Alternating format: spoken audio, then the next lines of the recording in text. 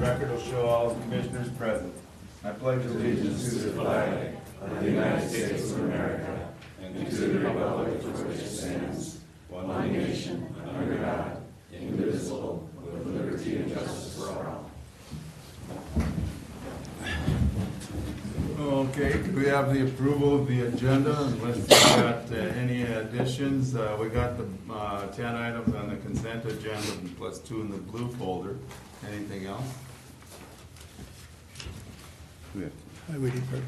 Okay, and we have a second to approving the agenda. Second. All in favor say aye. Aye. Okay. In the public access forum is next. Anyone wishing to address the board on issues not found? Yes.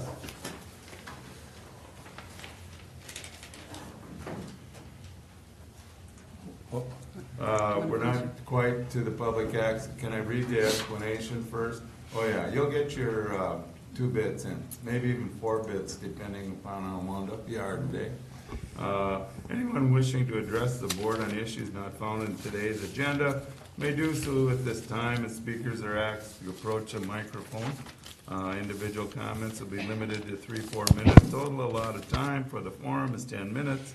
A citizen may speak at the public access forum once a month, and when county board members won't engage in the conversation, if it's significant though, we'll put the item on a future agenda. So obviously we have at least one person here who wants to talk to us, so go ahead.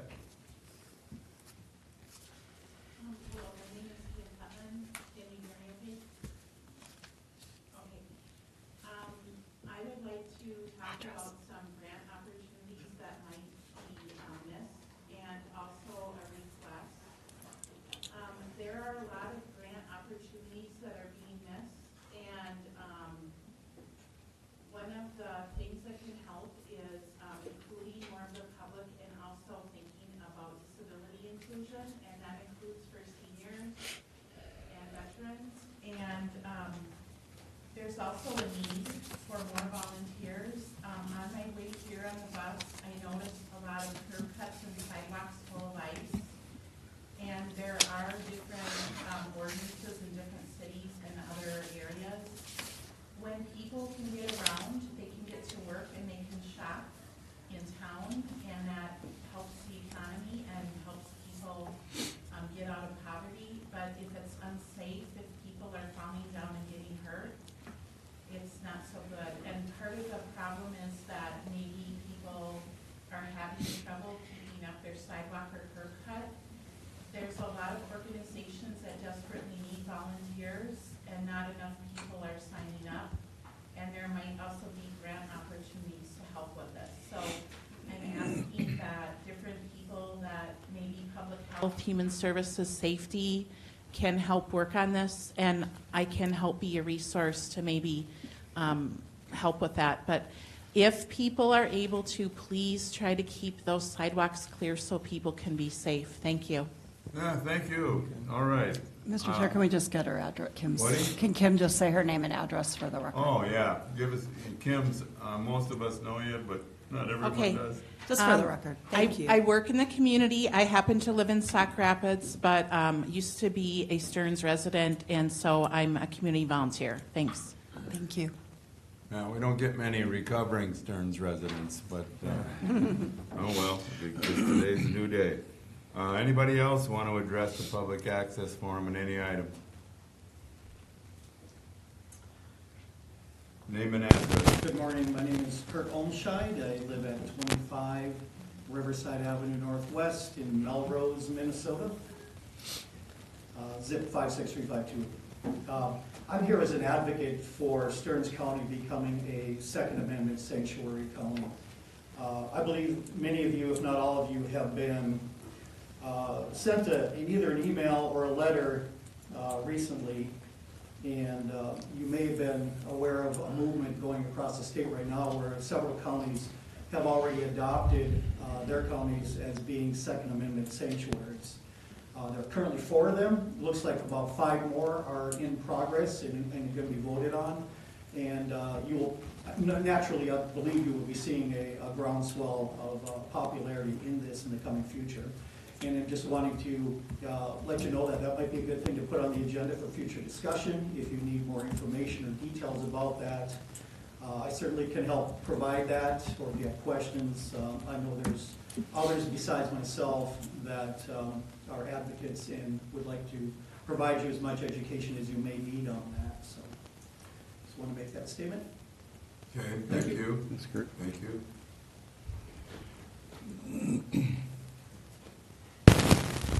My name is Jerry Ossendorf. I live at 19 6th Avenue Southeast in Melrose, and I want to address that sanctuary gun county as well. In our country, even in this particular community, we are starting to see many of these laws being ignored and or just not enforced. And our Constitution guarantees the right to bear arms. And we need to keep that going, and we need to reinforce that. I hate to see what's happening in some of these other states, particularly California. I'm not sure how those people can justify what they're doing, especially with immigrants and not enforcing the laws that pertain to American citizens. And I strongly urge this county to take the lead and to join the counties that have already adopted this Stearns, or this sanctuary city county movement. And thank you for the job you do. Thank you. Anybody else on either that issue or another issue that wants to take advantage of the public access forum? If there aren't, we'll move on then to the consent agenda.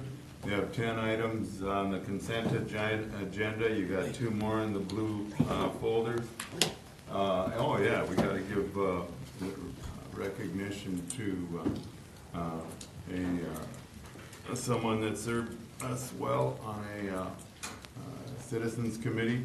At our last meeting, we presented awards to folks who have served on various county committees and done great things for us through their service on those boards and committees. And Matt Lavak was unable to make that due to last-minute extenuating circumstances, but we want to recognize him today. He served on the HRA board for 9 years, and we invited him in today to recognize him for his 10 years of service and his contributions to the board. Matt, come forward to receive your award.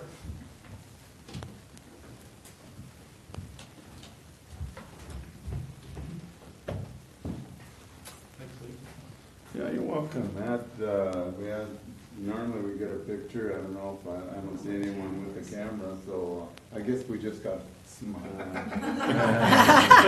Thank you, Matt. Yep.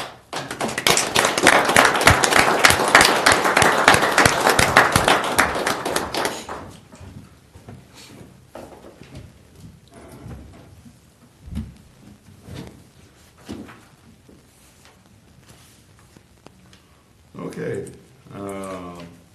The next item on the agenda is the consent agenda, along with the 2 add-on items. Anybody want any of those items pulled for future discussion? And if they're... I guess... go ahead. I'd like to see number 9, put it under environmental. We'll just discuss that one during environmental and pass it at that time. Okay, and we could do that. Anything else? I think the items in the blue packet, Jody's gonna talk about during the regular agenda. Okay, then don't include those. Jody will be explaining that situation. With those exceptions, does anybody else have any items they want to pull? If not, I'll accept the motion to approve. So moved. All right, and do we have a second? Second. Okay, all those in favor say aye. Aye. Opposed? All right, we're making progress. Great River Regional Library. Karen Bonzak, our executive director at Great River, along with two other victims, will be coming forward and explaining themselves and telling us all about what's happening at the library. Good morning. Libraries. I'm going to wait a little bit here. I think they're bringing the PowerPoint up. But I know you're all excited to hear about what's going on at Great River. Absolutely. And as we're waiting for the PowerPoint slides to come up, I'll have my colleagues introduce themselves. I'm John Hannon. I'm the Library Services Coordinator for the Albany Public Library. And my name's Neil Big. I'm the Patron Service Coordinator for here in St. Cloud. All right, all right. All right. Well, I wonder. I'm sure it's coming. I'm optimistic. I have faith. Click to add the chat. That wasn't yours? Okay. No, it wasn't. It's coming, though. I see it. All righty. Well, and in your packets, too, there's a couple of handouts, so we can talk about that as well. All right, let's see. I think I've got my mouse back. Slideshow. So, last year was an exciting year. We celebrated our 50th anniversary as a Great River Regional Library System. When Great River started out, we had 14 libraries, and now we have 32. So we've more than doubled in size, and the amount of activity in that time has really changed in how people are using their libraries and what we're able to do. Back then, statewide interlibrary loan didn't exist. Now we have the ability to get a book from the University of Minnesota to anywhere in the region within a couple of days. And it's just really amazing to have that ability. We have about a third of the borrowers in Great River at Stearns County in the 10 libraries. That kind of makes sense. We have about a third of the libraries here. About a third of the users are also here in Stearns County. You can see the libraries listed there. We have a slight decrease in borrower numbers over time, but what we've been focusing on in the last 5 years is reaching out to new people. In the next 5 years, we'll be looking at retaining the people who come in the doors. You can see our checkout statistics were just over 3 million if you include both physical and digital circulation. This is the first year in a while that we've actually seen an uptick in percentage of increase in digital usage. So digital usage went up and is now 7% of our activity. It used to be 6% of our activity. We expect that'll continue, but it is not growing quite as fast as we had anticipated 5 to 10 years ago. Karen, if I can ask, Sure. how do you define digital checkout? Digital checkout is from our Overdrive or Access 360 collections. We also have databases available like Tumblebooks. Tumblebooks is a platform where you can actually check out a book and it reads to your children with you. So they're picture books. If you remember going to the library and checking out a book with a CD, or if you're older like me, an LP, where you can actually hear the book read to you, and then there's a tone and you turn the page. That format's kind of gone away because kids don't have cassette recorders anymore. It just doesn't happen. So those platforms are not included in this checkout activity. It is only individual copies of ebooks or e-audiobooks in the digital collection. And those checkouts, so is that a physical checkout, or can they access a checkout without even gaining a physical object? In other words, Anything in the digital collection is not physical. It is purely digital. so it's just online in that there's nothing physical. They don't Right. pick up a disc. They don't It's pick on up your a- phone. Okay. It's Like on your yeah. Kindle. It's on your, yeah, it Oh, could I be don't on your have a Kindle. Well, your computer laptop. You can read them on your laptop. All right, They're amazing. that's what I mean. It's so it's actually done electronically, and there's no physical Yeah. exchange. That's Okay. correct. And Okay. what we're seeing, especially with adult audio material, is a shift in that direction as well. People are buying cars without CD players anymore, so that audio collection is in higher and higher demand. People are listening to audiobooks, and if you've ever done that in your car, it's actually a lot better experience because you don't have to worry about, am I at a stoplight? Do I need to change the CD? Is it going to remember my spot? Like it's all on your phone, and you can just take it from your car and then go on your run if you're a runner, and it's a great service. Okay. So John and Neil are going to share some information about the library programs because they're the people on the front lines actually seeing the people coming in the doors every day. Yeah, so one of our big annual programs that we do is the summer reading program. This really helps kids continue reading throughout the summer so we can kind of avoid that summer slide. It's always been one big program that we do have. Region-wide, we've had 12,030 participants in the last time around. And of those in Stearns County was 3,576 participants within the summer reading program. So that's always good to kind of keep those kids reading throughout the summer and not falling behind when school starts again. So it's a really big focus on early literacy and literacy in general. And also program-wide, we do have, across all branches, we've had 4,329 programs. And it does include children's programming, teen programming, and adult programming. And then within those attendance, we've had over 102,819 come to those different events. And those will include, they'll have some component of literacy as well as some enrichment as well. So it's good to kind of keep people coming into the library. And then for St. Cloud, we did have 716 programs over the last year. And we had 12,030 participants come to those events. And then one program I did want to highlight back in October, we did host the Grow with Google initiative. So some employees from Google came down and did some presentations and worked with the community, helped people get their business online, helped people search for jobs and set up different tools using Google. Do you want to talk about some things from Albany? Well, our fastest growing program in Albany right now is our Tech Help Time that we do roughly once a month, where we allow patrons to come in and do a half-hour time slot. With our digital collection, the biggest thing we do with that right now is teach people how to download ebooks and e-audiobooks. But otherwise, we'll teach people how to create an email account, use email, apply for jobs online. We went from about 1 or 2 people a month at the beginning of the year last year to, I think, we had 6 in a 2-hour time slot the last time. So percentage-wise, it's a lot of growth, but it's not a lot of people per month. But otherwise, yeah, the summer reading program is really the big. We're planning for this one already, and already kind of thinking of 2021 for that, since Albany sees about 300 of the 3,000 kids for the summer reading program. So Yeah, you have a really heavy usage there. we do get into it a little bit. It helps that the library is on the trail to the Dairy Queen. Like, that's like strategic. It doesn't hurt. And then last year, starting on June 3rd, we no longer charge fines on juvenile and teen materials. I know in Albany it's definitely working the way it was intended, especially with all those kids being on the trail to Dairy Queen. We get most of the kids from kindergarten through 6th grade. Usually in April or May, they stop in the library and we kind of pitch the summer reading program to them and try to convince them to sign up. And if it really works out well, their teachers let them check out some books to take home. In previous years, that being kids, they would take the books home and not necessarily tell anyone that they had library books. And then when they actually came back in the summer, they would have pretty significant fines racked up that mom and dad didn't know about. And before they could actually use the library, they'd have to figure that out, and we'd have to turn a lot of kids away. Last year, as long as they returned the books, they could go straight from the April meetings to using the library all summer.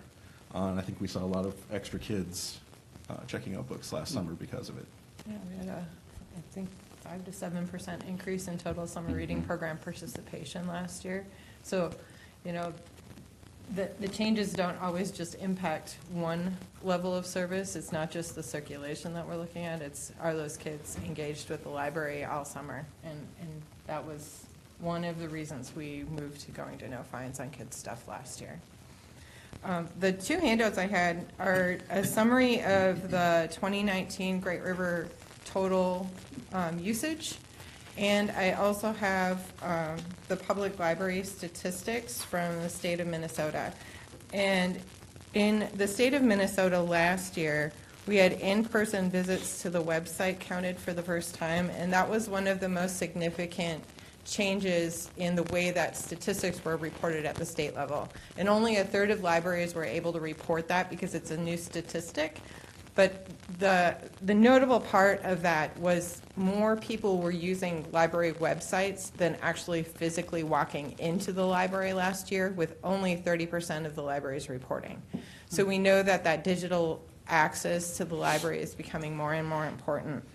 Great River saw a slight dip in physical circulation, a little bit in program attendance last year, partly because of the weather in the first quarter. We ended up canceling a lot of programs. We struggled keeping the library open because it was so cold. And then we had a facility that was closed for a couple of months. So we know all of those external factors kind of impacted library usage last year, but we're definitely trending in the same direction as the state for the most part. The one area where we're struggling a little bit is borrowers. At a state level, about 7 in 10 Minnesotans have a library card. Here in Great River, it's significantly lower than that, and we're going to be looking at that in our next strategic planning cycle. So we are just at the end of our last strategic plan. We are in the process of building our future plan for the next 5 years. And some areas of focus we'll be looking at is borrower retention. As we've been looking at the numbers, we realize there's a lot of people who come to the library once and then don't come back. And so we want to dig into why is that and what is it that they're looking for. So we're also going to be looking at improving user experience. So when you come to the library, you get what you want when you walk in the door. And then reaching out to new community members, because we're seeing a lot of growth, especially in the southern part of our region, here in St. Cloud as well. And making sure that those new community members not only feel welcome at the library, but that they're connected to their community. So those are some big initiatives we see coming up. And one of the big efforts in 2020 is going to be our partnership with the census and Get Out to Vote efforts. So all of our locations will have participation stations, I think that's what we call them.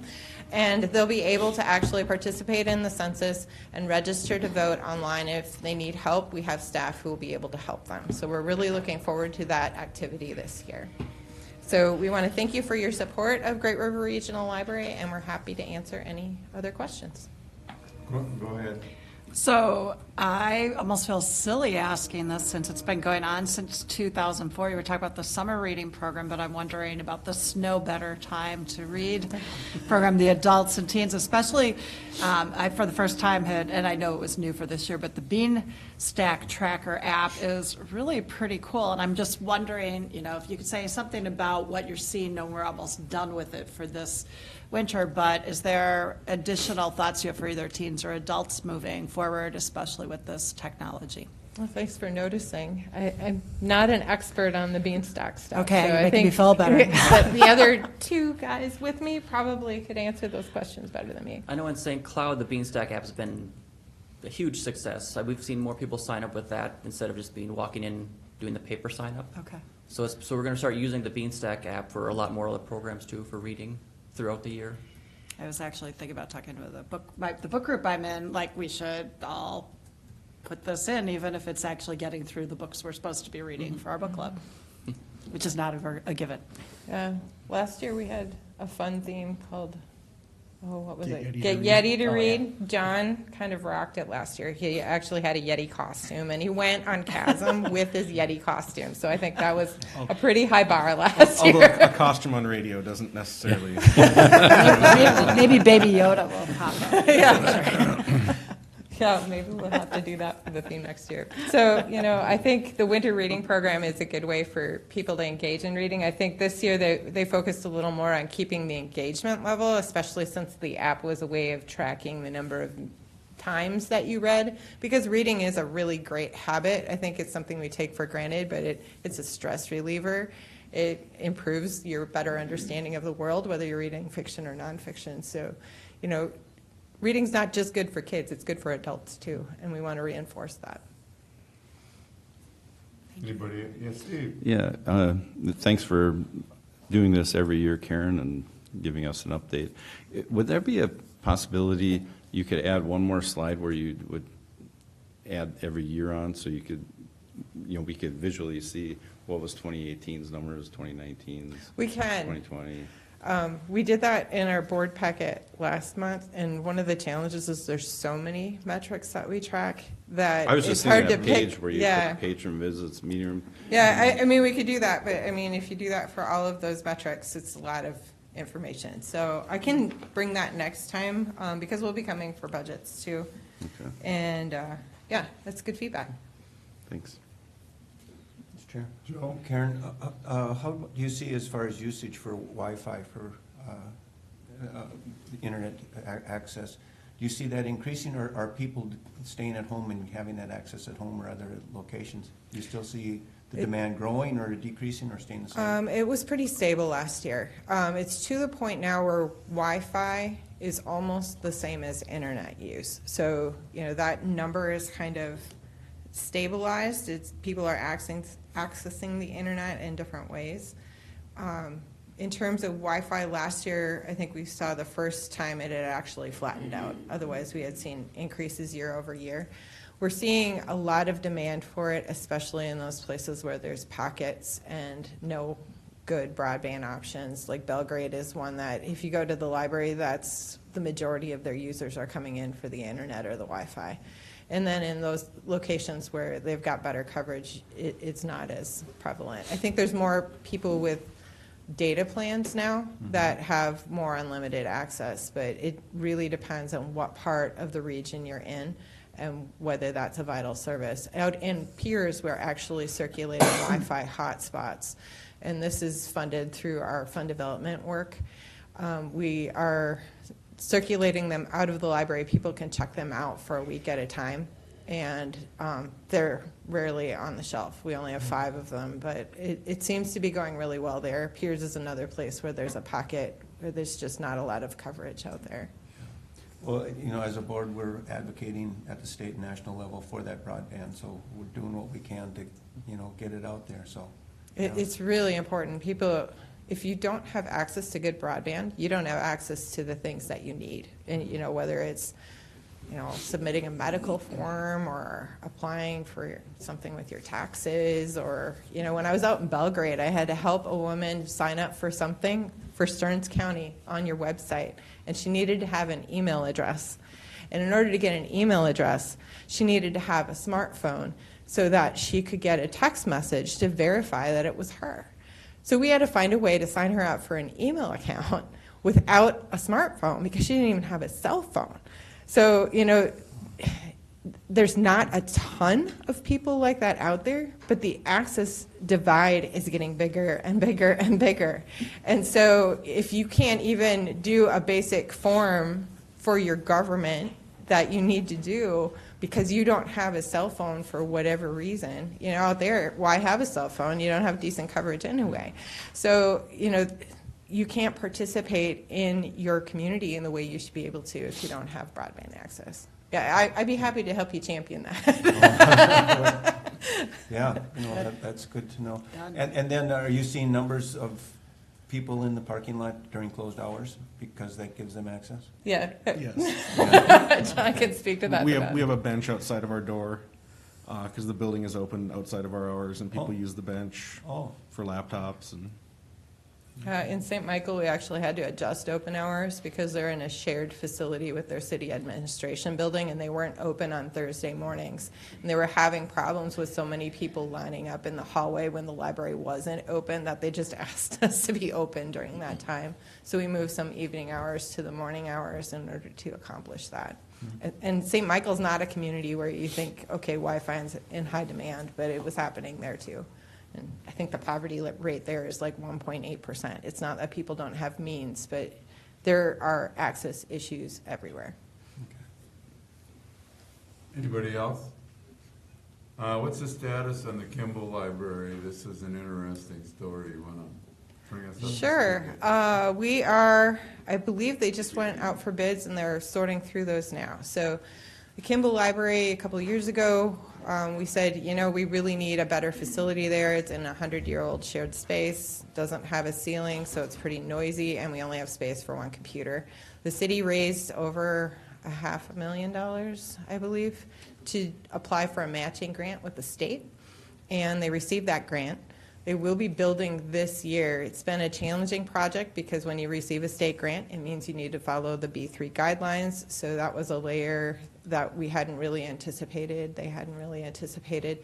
But we are now to the point where they're going to be hiring contractors and breaking ground very soon. We had the groundbreaking ceremony last fall, and Lorraine Gregory, who had been one of the original Kimball librarians, was able to attend before she passed away last fall.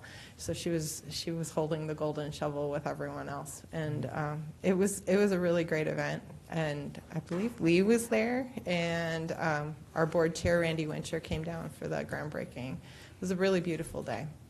And we will be sending invitations out once we're open and running for business. We're expecting the building to be about 4,000 square feet. We'll have a shared community room that will be accessible outside of library open hours. So it'll be something that people can use besides just library services. They can use that community space. So it's going to be a great improvement over what they currently have. Right off of Highway 55, walking distance to the school. Yeah, it's near the high school. When do they anticipate that opening? Again, you probably I said. believe end of summer. I don't want to commit to anything because they Right. haven't broken ground yet, and, construction projects can go, so. Help me, who's our, I tried to think of it during your presentation, who's our recovering sheriff that's on our library board? Dave What Kircher county? was Todd County Sheriff. He's county commissioner, and he's the representative. He did, and Dave did something that's greatly appreciated. He's actually gone to a number of the branches and taken a look at operations and made suggestions on how they can improve security in some of those branches. Go ahead, Steve. Oh, no, you can finish. Oh, okay. And some of it's really simple, straightforward stuff. The biggest challenge that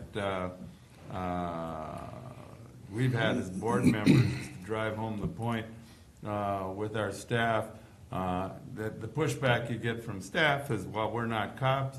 And the pushback staff gets from board is, well, you have eyes and ears. I mean, just be aware of your surroundings and checking things out. And if you want to make someone uncomfortable who would otherwise do harm, look at them and smile. That's all it takes.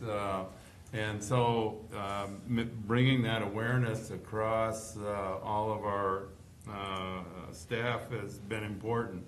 2 St. Cloud officers that have been helpful locally. Officer Warner has been was real helpful initially, probably when we were having big issues with library security here at the main branch. And now Tad Hessian has been assigned that duty with St. Cloud PD.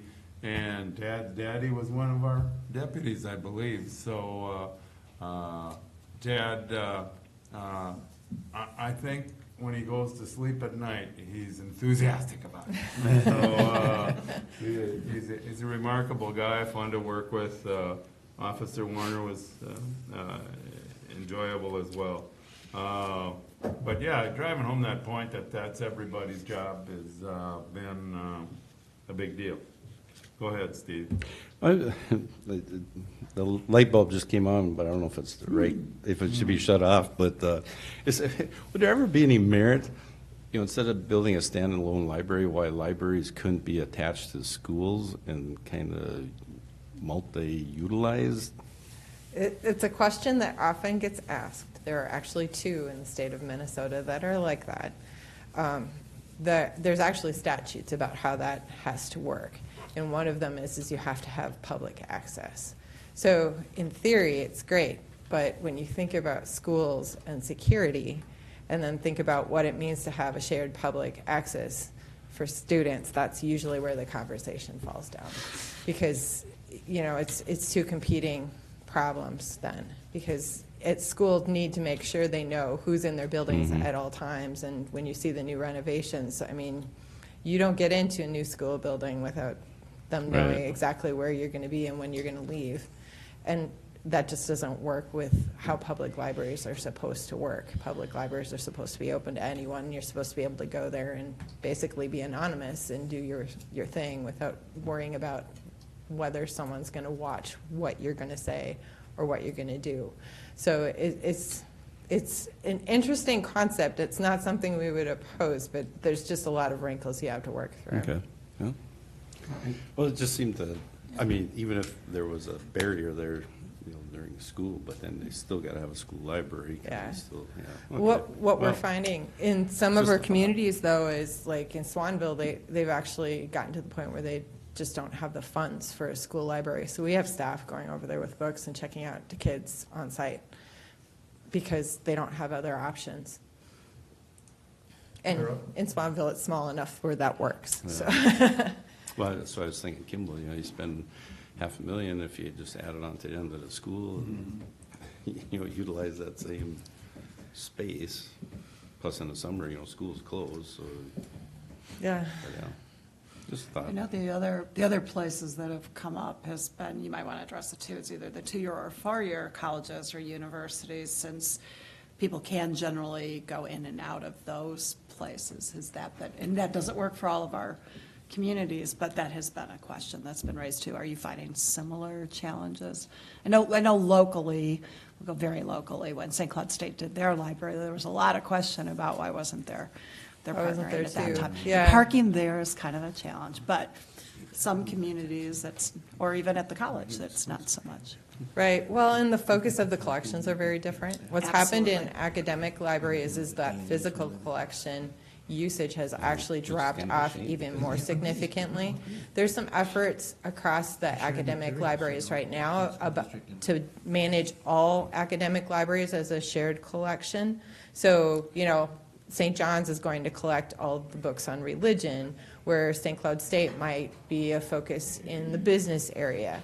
And we're talking at the state level whether public libraries could participate in that way as well. We've actually had conversations with people at some of the local colleges about providing on-site collections at the colleges from our fiction collection, because they have students who want to read fiction who might not be able to get to the public library when the public library is open. And why should they be spending funds on fiction when their focus should be on business, for example? So there's a lot of talk about managing those physical collections differently, not just at the local level, but at the state level. Thanks. Anything else? Well, Karen, staff, I think you slayed the peasants. Appreciate your update, and Karen, we'll see you soon. All right, thank you very Thank you much. all. Thank you. Jody, come on down.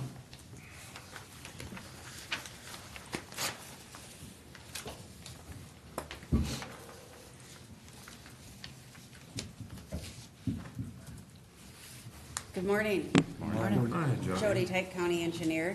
My board items today can be found on pages 108 to 127 of your agenda packets, and then also the 2 resolutions, in your blue folders.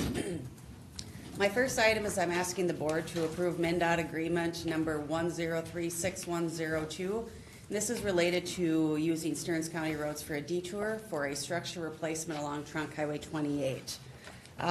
The roads will be County Roads 183, 184, and 72. You might be aware County Road 183 is not in great condition. The portion that they want to use, we had to load post it at 7 tons last spring.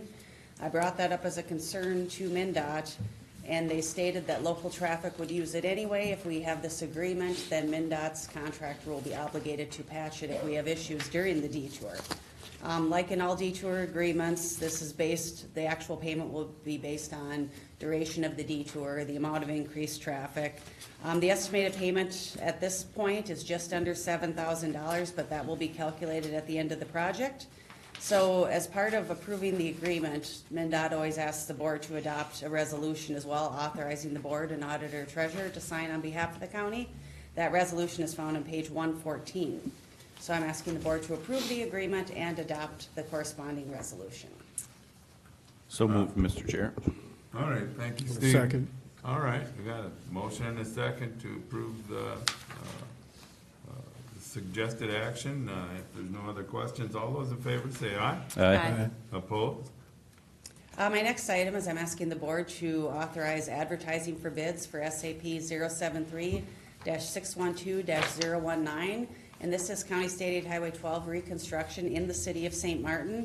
This is in the approved road improvement plan. It was originally planned for 2019. As a matter of financing, the city asked us to delay it to 2020, and they did give us authorization or approval to go ahead and advertise, because it includes a lot of their work as well. So I'm asking the board to approve a bid opening date of March 19th, 2020. Okay, there's no questions on that. We would need approval for that to go forward. So moved. Is there a second?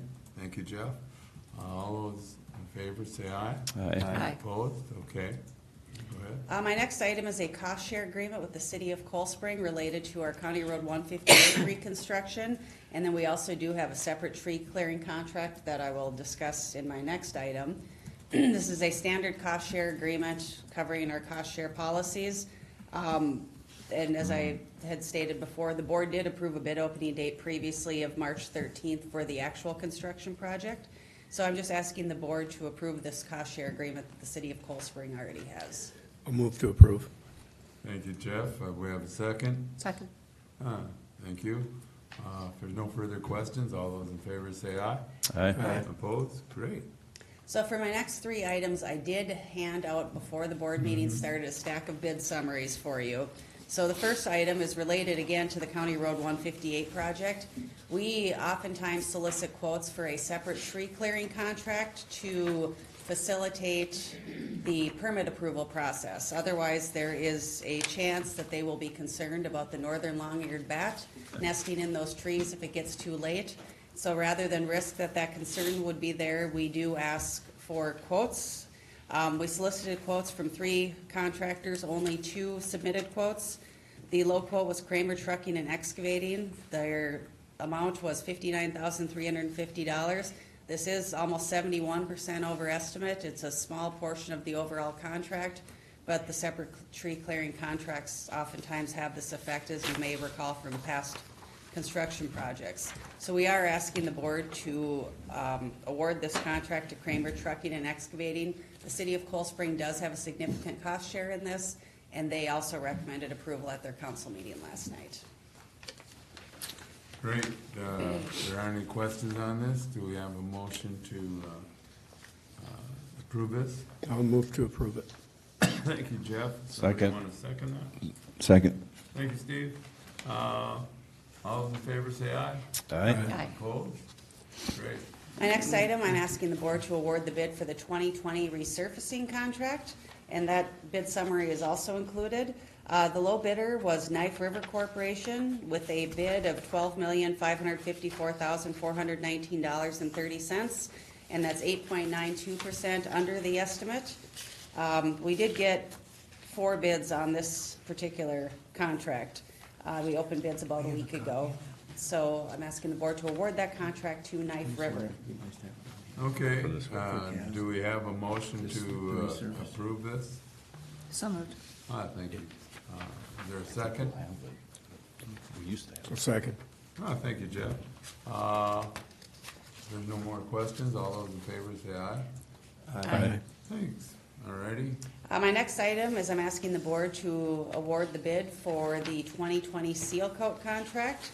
We did get 2 bids. Aztec Corporation was the low bidder with $917,875.81, and I just realized they don't have the engineer's estimate included on here. However, our engineer's estimate was just under $950,000, so this is under estimate and well within our maintenance budget. Okay, if there's no questions about this, do we have a motion to approve? I'll move to approve. Thank you, Jeff. Second. Cheryl, second. All those in favor say aye. Aye. Mr. Great. Chair? Yeah, go ahead. Jody, on that resurfacing and those seal coats, could you send the commissioners a map of that? It should have been There's one in here. in your In the board packet? packet. 124. Okay, I'm just having that on hand when we get questions, just, Yep. yeah, It should be included in your I- board I packets, see and if that. you need more information, let me know. all right. Yeah, there it is. Just want a bigger map. There it Yeah. is. Paper. Yeah, Yeah. big one, you're right, a big one would be helpful. I can send out 11 by 17 if Okay. you want. Sometimes we get callers wondering why that road's so bad, and it's gonna be fixed Yeah. eventually, so, yeah. So in your blue folders, there were 2 resolutions of support for Highway 23 Coalition priority projects. The coalition does like to have these resolutions on hand for when they talk to both state and federal representation. So the first map is, or the first resolution, excuse me, is related to a study being done for a preferred alternate for expanding the 2-lane section between Foley and Malacca to 4 lanes. This was on one of the top 3 priorities for the county board. I believe it was priority number 2, since it is outside of the county. We're all aware of the issues on Highway 23, and there have been some significant crashes along that section. So that's the first resolution. The second one is for reduced conflict intersection at the Highway 23 and Belclair Drive intersection in Wade Park. As you're aware, ADM is just off of that intersection. We have a lot of trucks crossing there. There's not necessarily sufficient median width to sit in the median and wait to make that left turn, so you get some risky maneuvers through there. And so a reduced conflict intersection would eliminate that, and if you're aware, you basically have to turn right, do a U-turn and a widened median, and then go back in the other direction, rather than do a cutting across and doing the left turns. So at the request of the coalition, I'm asking the board to adopt these 2 resolutions so we can share them. Okay, do we have a motion for approval of this? So moved. Second. All right, thank you. Any other questions? If not, all those in favor say aye. Aye. Great, making progress. I don't have any miscellaneous unless you were going to cover the federal priorities under my items, or if you're going to do that later. I think you sent it all. Okay. I don't have any miscellaneous items unless anyone has anything for me. I think we've had it, Jody. Thank you. Thank you. All right, all right. Ben, come on down.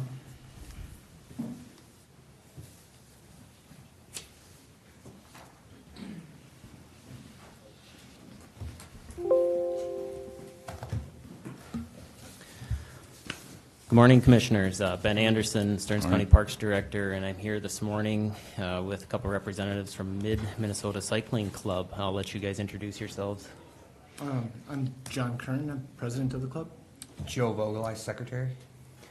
And today in front of you, we have a request to adopt a resolution and authorize a license use agreement for the development, enhancement, use, operation, and maintenance of mountain bike trails within Quarry Park. What we're proposing is a very similar partnership as with the Great River Archery Club for the indoor archery range up at Mississippi, but for mountain biking opportunities within Quarry Park. I'm going to let John kind of run through his presentation here, kind of about the club, who they are, and then we can get into a little bit more of the documents, after they're done. So, Yeah, I'll just give you a brief history. The Mid-Minnesota Cycling Club, we've been around for, going on probably 15, 20 years. We currently maintain different trails out at called Plum Creek, out the city dump area, and we also maintain the trails out at, it's called North Loop, out by the prison property. We are a nonprofit.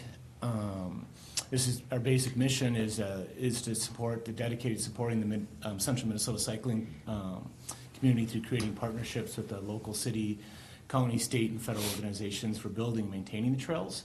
So really, our club is to support the communication with the public sectors so we can maintain those trail systems. But at the same time, we also part of our mission is also we believe that youth can take themselves to great ways and great strides. So we support a youth program to get the youth on the trails, show them the basics.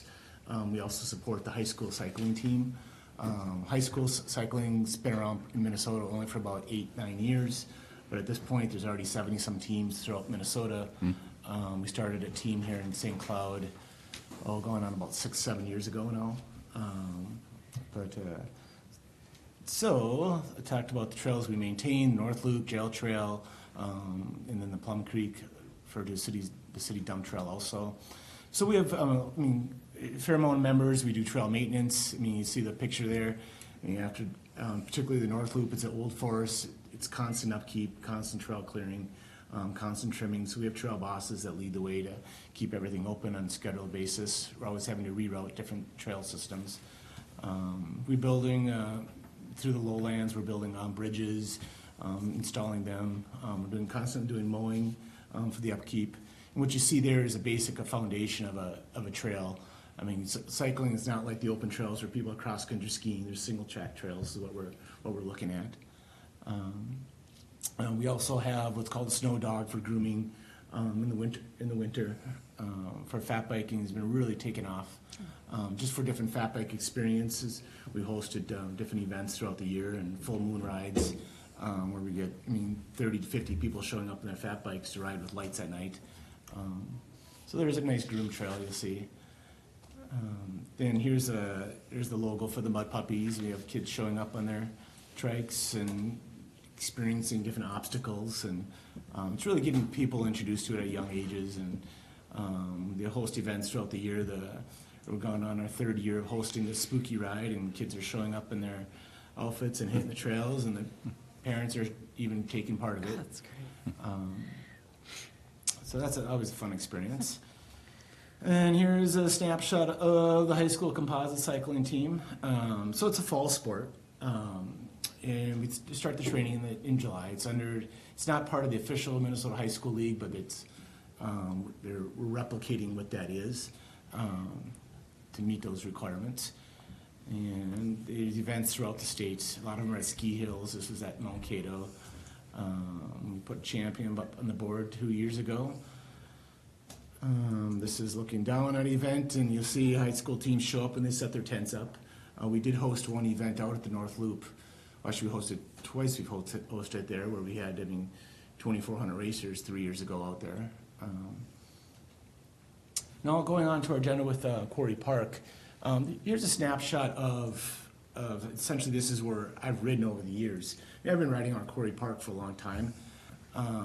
And there's already trail systems out there, but they're not single track flow trails. Nothing flows into each other. So a mountain biker shows up there, they're going on the heavy trail, hitting the ski trails, hitting the dog walking trails, hitting a little bit of single track trails that are out there. So what we're proposing is really to connect and create a single track trail system that takes the impact away from the ski trails, takes away from the dog trails, and having its own separate trail system just for the single track mountain biking.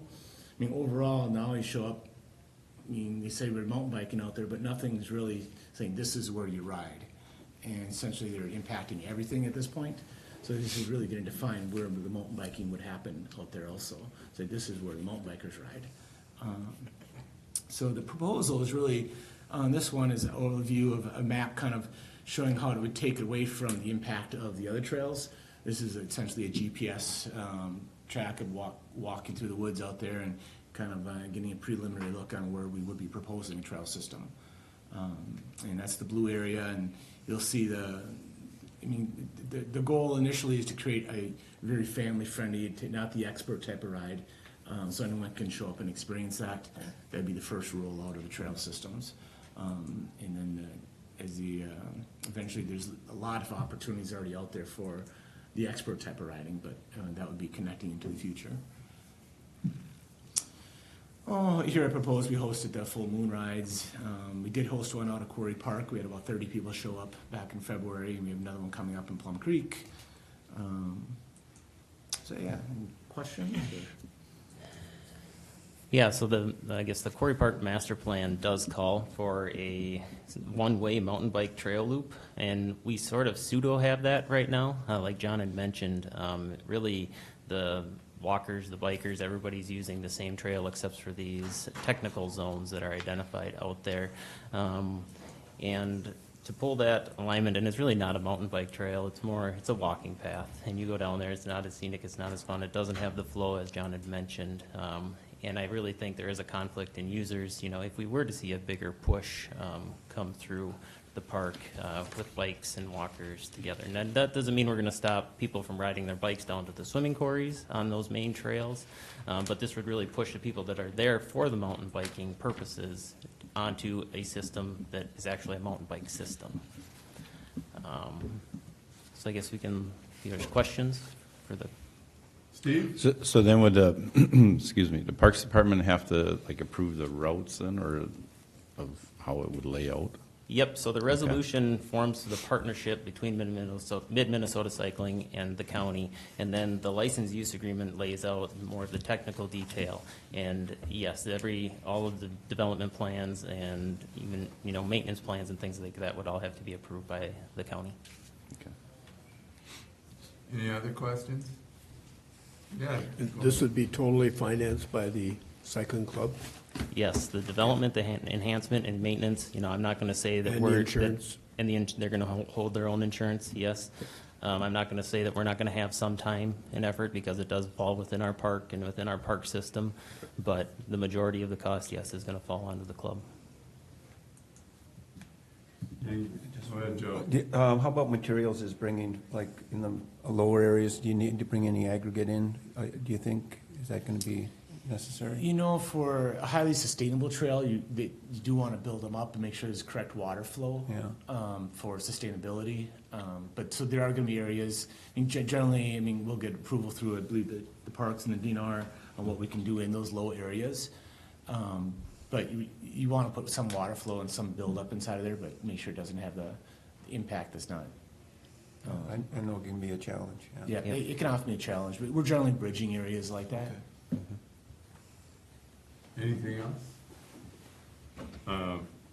This has been impressive watching various aspects of the bicycle community get incredibly sophisticated in their pursuits of their narrow aspect of the bicycle phenomenon. Former Commissioner Larry Hawes, who has since passed on, played a big role in getting BMX going and expanding here in the greater St. Cloud area. There was a city park that was horribly neglected and poorly misplaced, and Larry saw an opportunity for local BMX folks to have a permanent home there, and it's really developed into a remarkable effort. My kids got involved in that. It was a great group of parents, wonderful experience. This is more oriented to an older crowd, but Larry made a substantial contribution to this. I don't intend to follow his lead and get all involved in what you're doing, but I'm glad you're doing it. Any other questions for this? So it was just one other thing. It's just great thinking about the opportunity for safe opportunities in the winter too.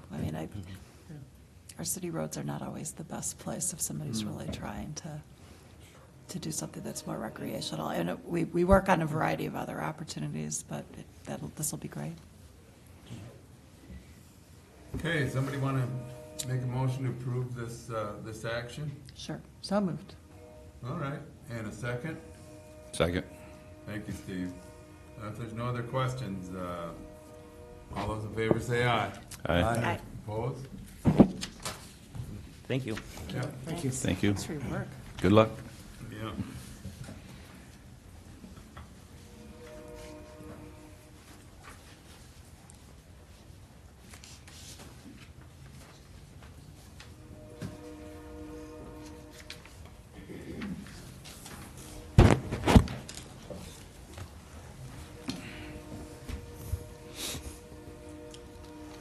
Take it away, Jeff. Thank you. Good morning, Good morning. Mr. Chair and Commissioners. Jeff Johnson, Property Services Director, and to my right is County Assessor Jake Peedy.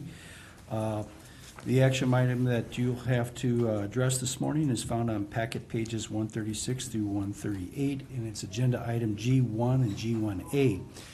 I'm here seeking your approval to appoint members to the Special Board of Appeal and Equalization, which acts as the County Board of Appeal and Equalization. This board will be addressing evaluations and classification appeals for the 2020 property assessment, and the County Board of Appeal and Equalization meeting has been scheduled for Monday, June 22nd from 4 p.m. to 7 p.m., and it's by appointment only. What I'm asking you is to determine the number of members to serve on that board, who those members will be, the compensation expenses to be paid, and the term of the office is basically for 1 year. I recommend that we continue to follow the past practice that we have done for many, many years, and that's to appoint 5 members to serve on this board.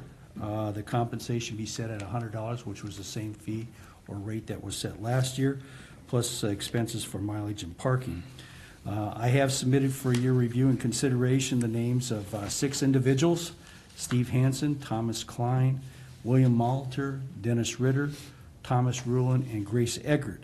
And it's my request that you appoint the members with the most experience and who have been trained or are currently trained as board-trained members, and that would be Steve Hansen, Thomas Klein, William Malter, Dennis Ritter, and Thomas Rulin.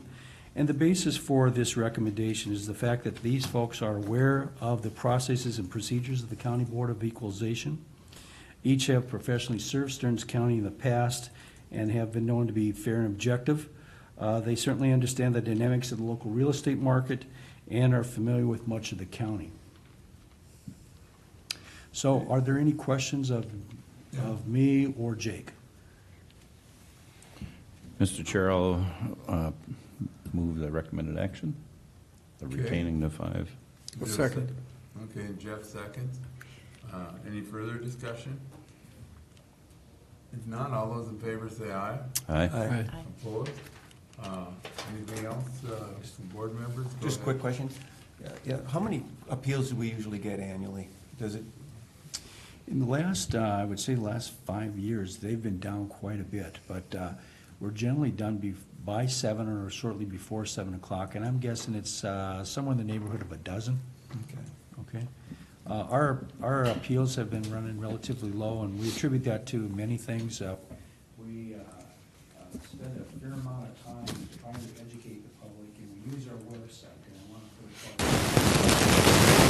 it. We'll be providing a property assessment update that will allow people to understand why values are changing, and they'll see what the ratios were, what they are after the conclusion of the 2020 assessment. In fact, our team is finishing up with that work as we speak, which is about the same time we finished last year, which means if all goes well, we'll be able to combine notices of valuation and classification with tax statements. And there haven't been many changes on the tax side, so I'm hopeful, and we have built in some cushion to allow for us to accommodate that combination of mailing. So that will save both the auditor treasurer and property services and taxpayers of this county, a fair amount of money. So, and I know because we have in the past told people they have the option to appeal, and I was just wondering what number that actually was. So it's about a dozen.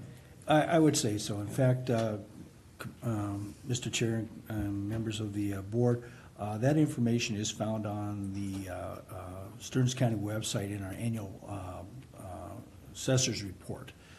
What we have is a listing of all the appeals by townships and cities, and in addition to that, we also have the county appeals that are listed there too for 2019. And so that'll be found under the government tab, under the property services division, and the Department of the Assessor annual report. And there's a section, I believe it's section 5, where that information is totaled for you. Mr. Chair, just to be clear, people have to go to the local boards first before they go to the County Board of Appeal Equalization. So that's an important step that they have to take. So. Yes, and thank you for mentioning that. I do want to mention too, because of the pending move of the Property Services Division, we are going to be working with an administration and getting notification out. Our notices of valuation and classification will indicate that, our address is 705 Courthouse Square, but to contact the office during this time of transition, because we may be at the service center at that point. But we are providing both addresses and some of the communication that's being sent out so that there's no confusion. We do know that a number of our taxpayers like to meet informally with us prior to the local board season, and some of that engagement is in person, and at other times it's by telephone. So we're hopeful that we'll have the message out and there won't be any confusion, and people, appearing here at the administration center, but we'll be at the service center to address their property concerns with our team. Any other questions? And local boards commence when? Yes, good question. Mr. Chair, members of the board, the local board season begins on April 6th. That's a week later this year to accommodate any special programming that has to be done to combine the two notices, the tax bills and the notices of valuation classification. And it runs through the first week in May. I think we actually have them all in April this year. April this year? Right. Okay. So we do have, He well, actually spoke. God. yes. And we just thought he was another pretty face, you know? Well, thanks, Lee. But we do hold several meetings. I think there's a total of, some of which are combined, about 64. So, Okay. Jake, you have anything to add? No, that's about it. Okay. The local boards, of course, are conducted by the township boards and local city councils, and I don't know, how contentious have they been in the recent past? They've been pretty good. We've had maybe 5 or 6 at the most at some of these, so it's not been bad at all. A couple years ago it was a little more, but I think people are pretty well educated, like Jeff said. They've got the internet, they can do a lot of their own research before coming to talk to us, and a lot less hearsay from their neighbors because they can fact check on their own. So it seems to be working really well. And to speak to Randy's point, there are a few open book meetings as well, so they don't necessarily have to go to the open book meeting to go on to county board. So we do have some of those out there too. So. All right, well, if none of the rest, do you have any questions for these two gentlemen? Thanks again. thank you. Thank you. All right, folks, you got a decision to make here. We're scheduled for a break right now. That's usually driven by physical issues. You guys want to take a break? Sure. Okay, we're gonna break. See you guys shortly. Steve.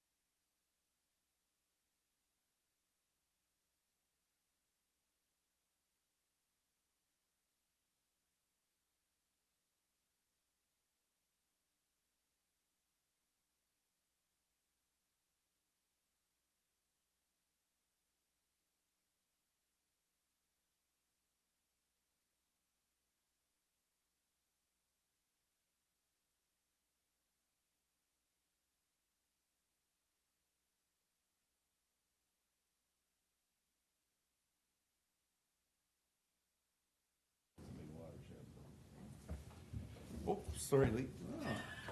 That's twice, one more.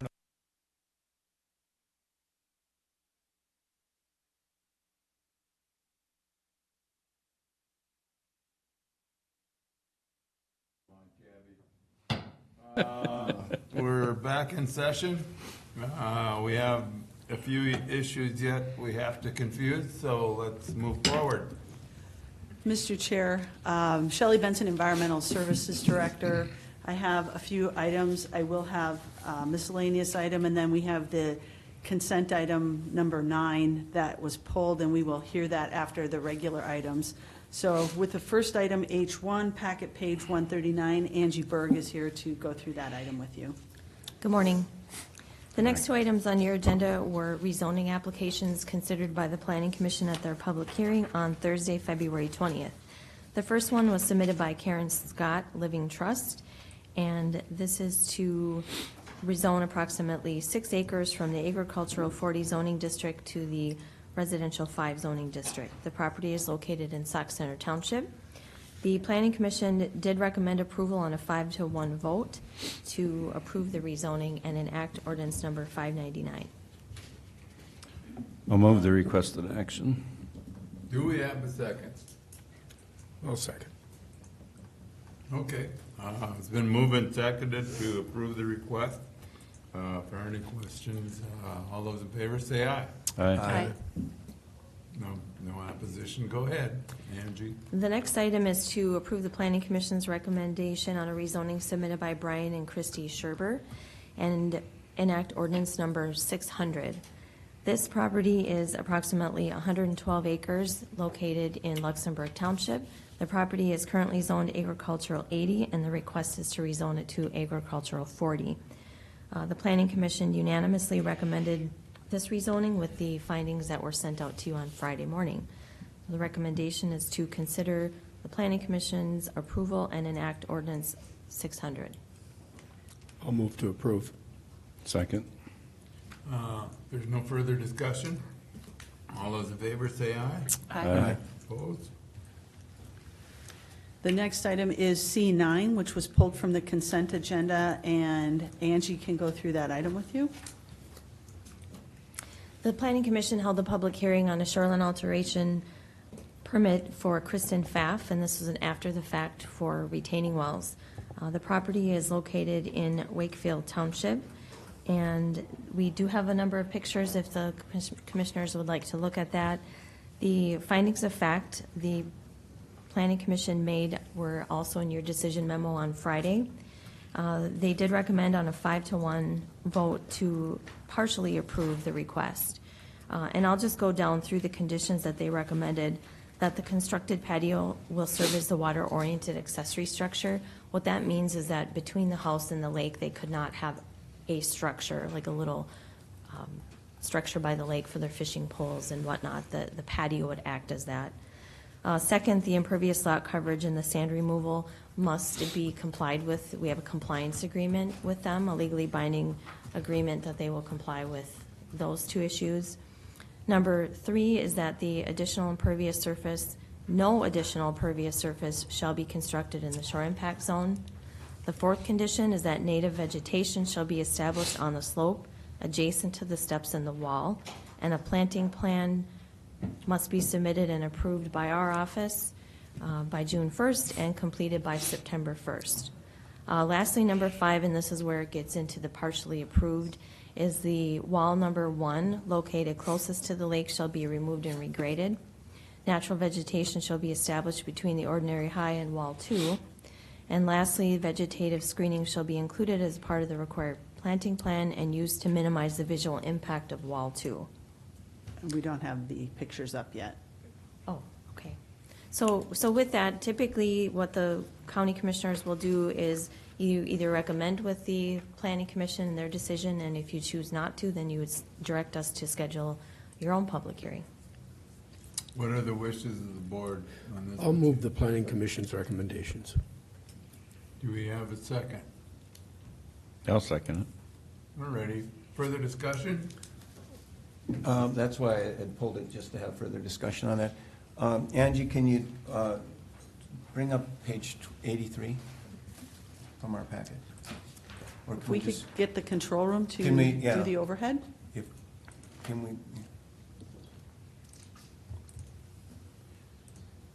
Can you bring it up? We are looking for the I don't know. We're looking for the overhead yet? yeah. I don't know.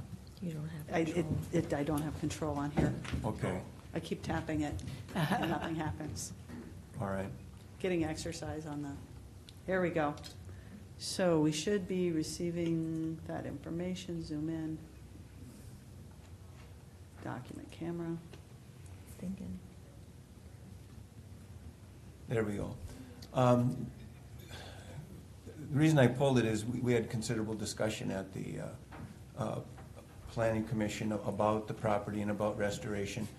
And I think if you saw in the packet, staff had recommended actually that we leave just the retaining wall that was placed there up at the top, and the rest of it would be regraded so that it would be similar slope. You take a look at the property on the left and the property on the right, that would then be natural all the way down to the water.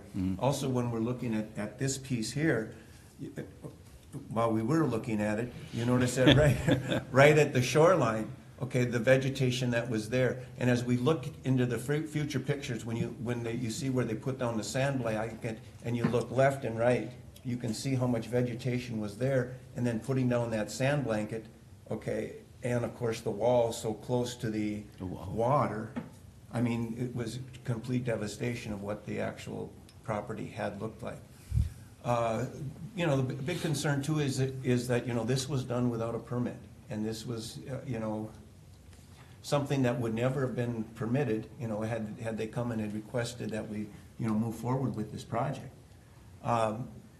And I question too, the property owner said, you know, that they had done this work all on their own, but I find because of the way the structures were constructed, that they were not engineered, and actually somebody else was involved with the process. That was gonna be my question. Yeah. Did one of our licensed contractors do the work? And that was actually one of my questions. When I had first read the Planning Commission information and then talked to staff, it's like, okay, I get from a compromise standpoint how you got here. And then when I looked at the pictures, the slope actually is not that great originally, if you look where it's kind of falling down.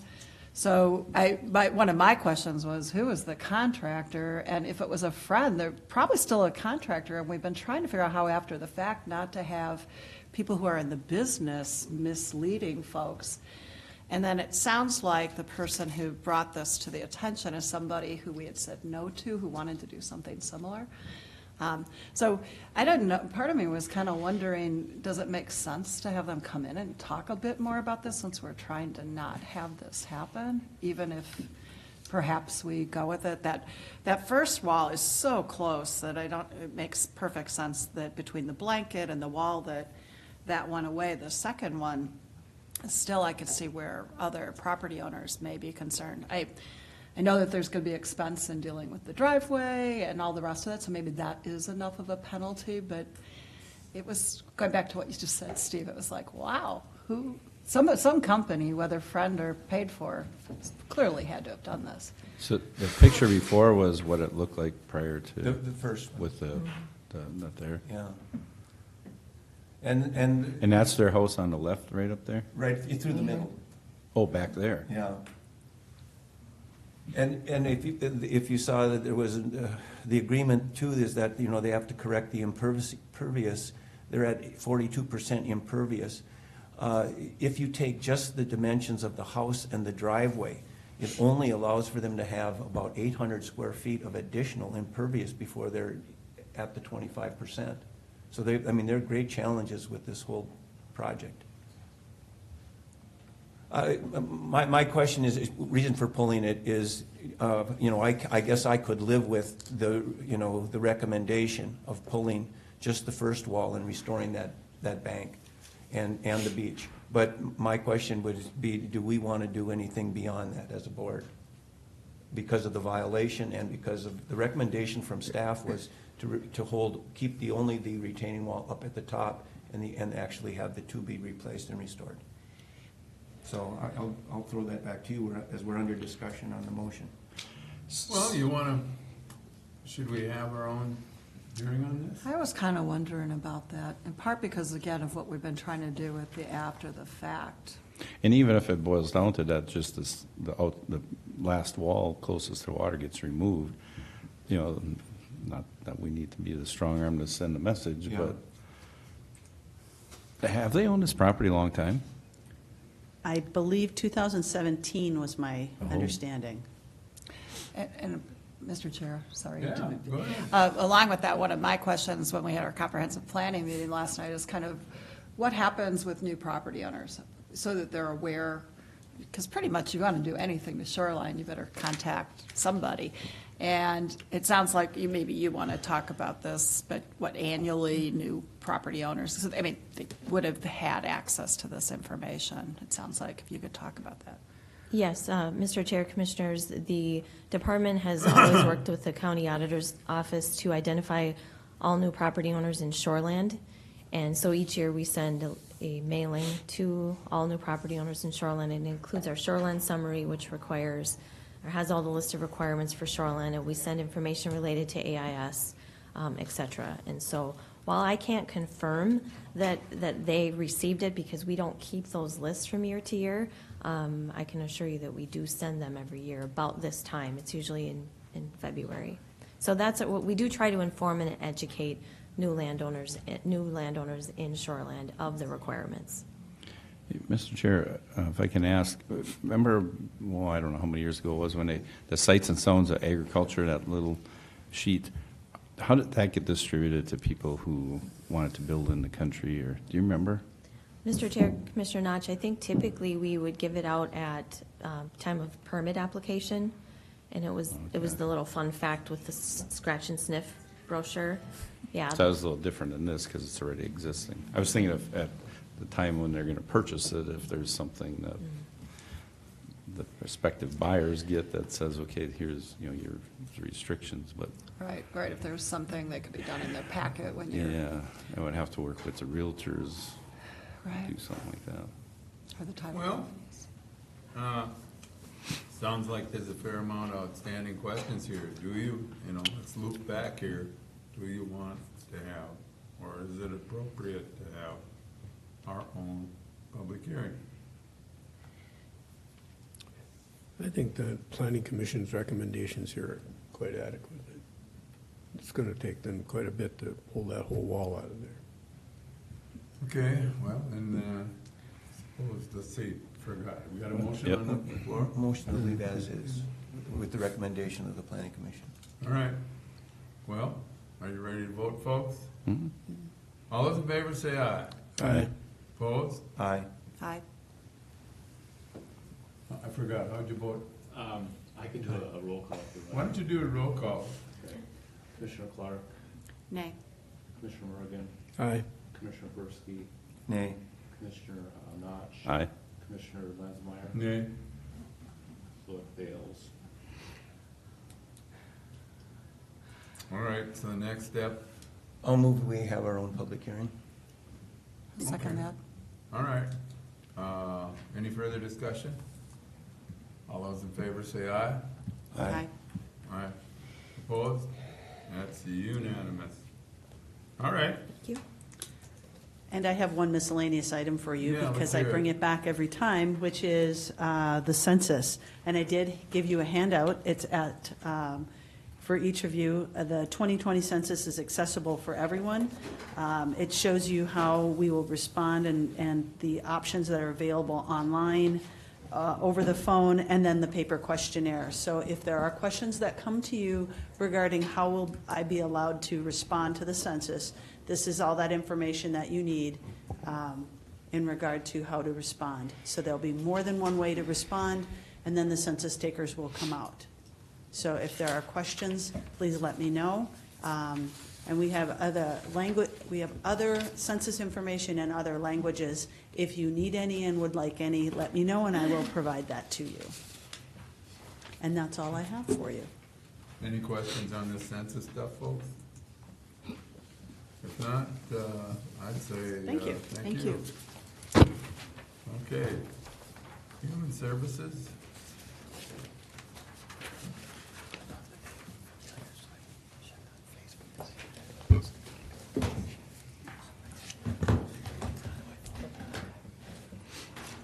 Good morning, Mr. Chair, members of the board. Melissa Huberty, I'm the Human Services Administrator, and I have one consent item on the Human Services agenda today, and it's claims paid on behalf of clients, which is item I-1 on page 184, and I'm available for questions.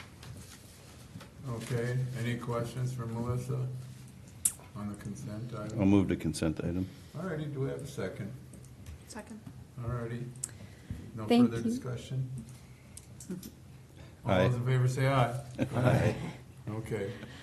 Thank you. There are two board items on the agenda today, and the first is the State Community Health Advisory Committee, also known as SHAC.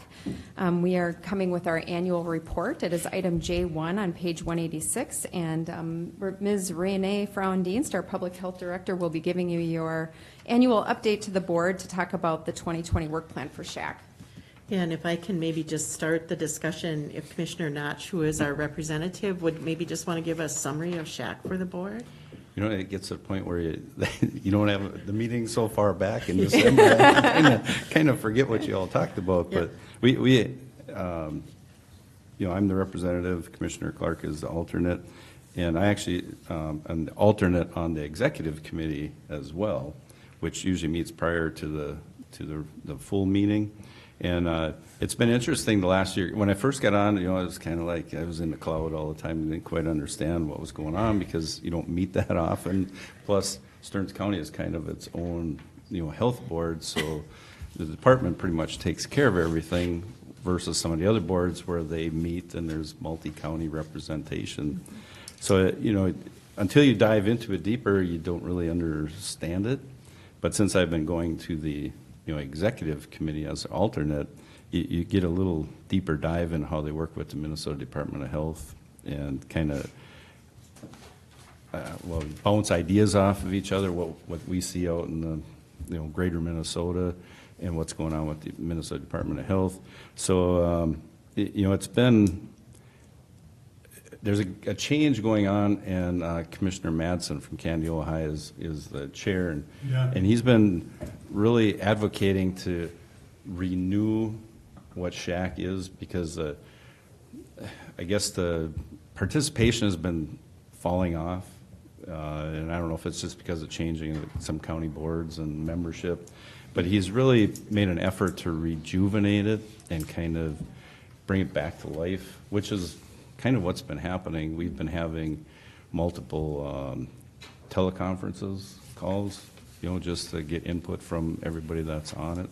We just had one last week again, so there'll be some changes recommended at the March meeting to hopefully improve the whole relationship.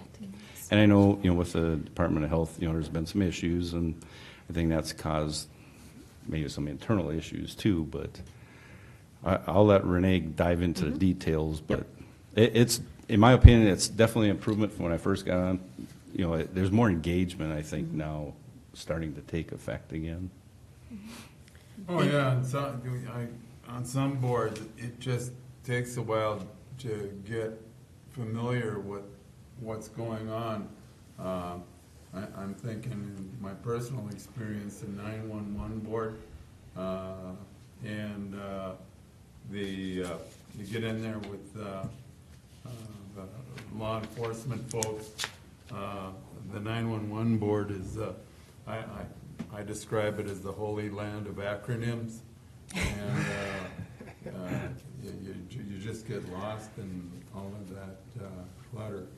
So, anyway, good job, Steve. Appreciate. I try. I appreciate you translating that into English. Renee? Yes, so if I can just give some background information. So SHAC is a statutory requirement, and each community health board has representation, as Commissioner Notch said. They do their work through work groups. A lot of their work is done through the work groups. So they have work groups that have been identified, either that are permanent. So they have, for example, the executive committee is considered a work group.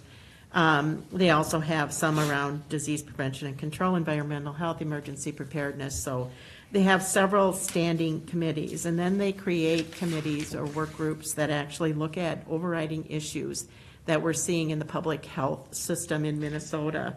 So the last couple years, the work plans have really kind of focused on two areas. The first one, and I'm not going to spend a lot of time on this one, actually was for last year and continues in their work plan for this year, and that's moving Minnesota public health system into the 21st century. Excuse me.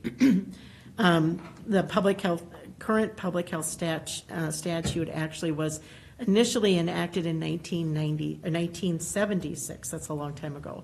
And so they're just, things are changing, healthcare is changing, so is public health. And so what does that mean for us? How do we make sure that we stay current with the changing system? And then the second one actually started in 2018 and then went through 19, so it was part of their work plan. And this one also continues into 2020, and that's a work group that's looking at the role of counties in working with children of incarcerated parents. And really what the goal of that work group has been is to prevent and mitigate the effects of parental incarceration on children. They presented their initial report to SHAC at the December meeting for acceptance, and it was accepted. So just a couple of things about that work that's been done there. First of all, in doing the research around children of incarcerated parents, in the 2016 Minnesota Student Survey data, they actually found that 1 in 6 youth report that they have a history of parental incarceration. So it's not, in fact, it's the number one or the most prevalent ACEs, adverse childhood experience, reported in our Minnesota youth.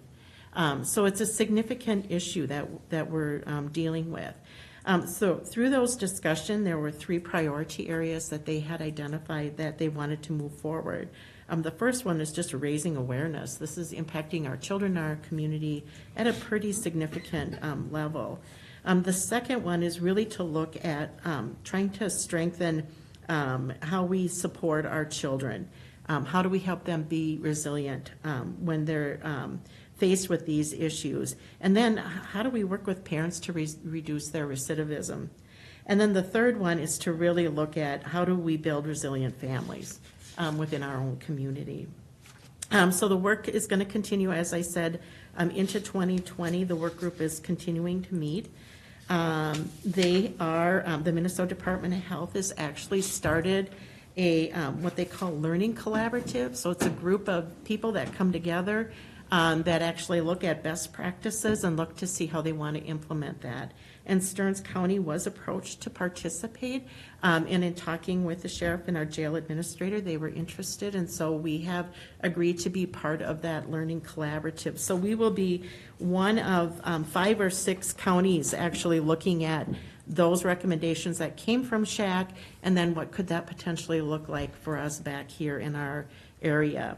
And then the other thing that's happened is that the Minnesota Department of Health is also applying for a Department of Justice grant to also support this work, and so they're looking for some support as well. And so we are internally working with jail. So what you'll see futuristically is not only public health talking about this, and not only jail talking about this, but we also have Brenda Mahoney as our Family and Children's Division Director that will be participating, and Becky Bales-Cramlett, who's our Community Corrections Division Director, and the 4 of us, or those 4 departments and divisions, will be working together on what does this look like in Stearns County.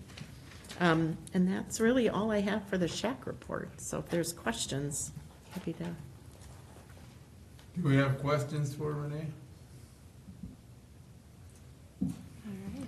Well, and what's the desired action then? It was really just to receive information. We do try to bring back a SHAC report to the board just to keep you updated on what's happening in that committee, so.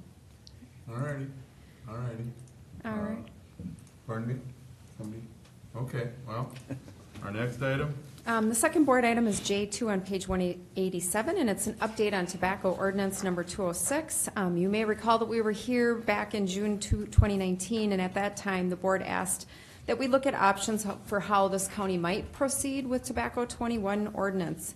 In the meantime, the federal government passed a law related to the sale of tobacco that a person must be 21 years old, and we're here today to discuss how as a county we can get in compliance with both state and federal laws. We have a timeline that Renee is going to review, and it purposely allows for the state legislature to update Minnesota statute during the legislative session, just in case those updates impact counties, and we're anticipating that we'll come back in the fall to provide comments and to adopt any required changes to our local ordinances. So with that, Renee, you can provide the update. Thank you. Excuse me. I'm going to direct you to the packet page 188. So these laws and ordinances that Melissa was talking about are really focused on trying to keep tobacco products away from our children. It's really important that we remember that our bodies as kids are changing all the time, particularly our brains. And so when chemicals are introduced into it, we risk some adverse health events. So we want to keep those types of chemicals away from our children. So the fact sheet that I included in your packet is actually a 2019 fact sheet that the Minnesota Department of Health had developed, looking at Minnesota student survey data as it relates to 19 and giving some comparison. And you can see at the beginning of that, at the top of that particular page, they give you a summary of the percent of students who had identified that they had vaped in the past 30 days, which is where we're actually seeing the change in tobacco use. And you'll see our 8th graders, it actually increased by 95% from 16 to 19. In our 9th graders, it was 75%. And in our 11th graders, we saw a 54% increase, and over 25% of our 11th graders saying that they had used vaping. So it's a chemical we don't want them to be exposed to, and so we're looking at how can we actually update our ordinance in order for us to get to where we need to be in compliance both federally and at the state level. And then if you turn to page 190, what we've done is we've outlined for the board how we will be approaching updating our ordinance. It would be ordinance 206, which is our tobacco ordinance that we have. So today is the kickoff, so to speak. We'd ask the board approve this process. We are requesting that we be allowed to use the Public Health Task Force to actually do this work. We have 3 meetings scheduled with them, March 5th, April 2nd, and May 7th. And we would have that work done through the Public Health Task Force. We would also be sure that we would let others know that if they're interested in participating in those meetings, because they are public meetings, that they could certainly be there. We would hope to have the final draft to the county attorney so they could review to assure that we are in compliance, and we feel, as Melissa said earlier, that that gives us time to look to see if there were any legislative changes that would occur in Minnesota as of this legislative session. It would go to the Human Services Advisory Committee either in June or August. July, they do not have a meeting.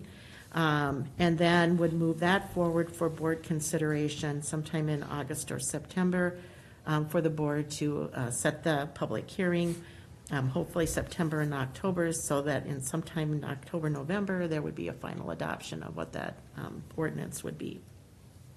And with that, if the board has questions for us. What do you have for questions, folks? What's your ultimate goal here? Today? Yeah, well, with the period, exactly, thank you. Well, our ordinance is not in compliance with the federal government, and there are state law changes that have occurred that we need to update our ordinance. So what we're requesting today is that we use that process to do those updates, to update that ordinance. So your ultimate goal is to mirror what federal law says, or what? Mr. Chair, Commissioners, it's to get us in compliance. We need to be in compliance. Our local area needs to be, our laws need to be in compliance with the federal government and the state law. And we're currently not in compliance because the federal government passed the law in the meantime. So now every locality needs to go forward and actually update their ordinances to get in compliance. Yeah, so, I mean, so actually, we have no choice other than to comply. So, I mean, Right. it's just a matter of us getting into compliance. Right, and this is the process that we Okay. were proposing, that we use that to get in compliance. Okay. And just quickly, since the whole state's going to be needing to get in compliance, how will it work with cities that are, normally if we were doing this on our own, wouldn't be in our jurisdiction. Right. Mr. Chair, members of the board, we have our staff who are now working with the individual jurisdictions within Stearns County to help them get their ordinances in compliance with the federal law, so. And so that would also mean the city of St. Cloud, even with it being in Yes. 3 counties, I'm Yes, assuming? we will Okay. be, yes. Any other questions? You guys are displaying a remarkable exercise in tact. What you're delicately dancing around is, are we gonna have a situation where we're doing enforcement, where we're busting minimum wage people at convenience stores and having them come in one after another, explaining their particular dilemma to us? I've been through that a number of times. I'll take on 24 DWI complaints before I do one more of those. And it's an exercise in creating criminals. And that really drives me nuts.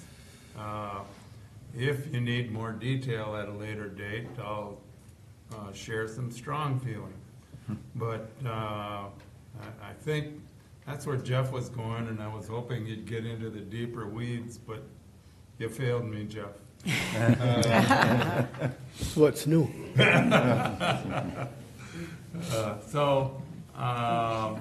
Well, stay tuned. We'll see where this goes. Gosh, there's some aspects of the job that aren't always fun. Anything else for us?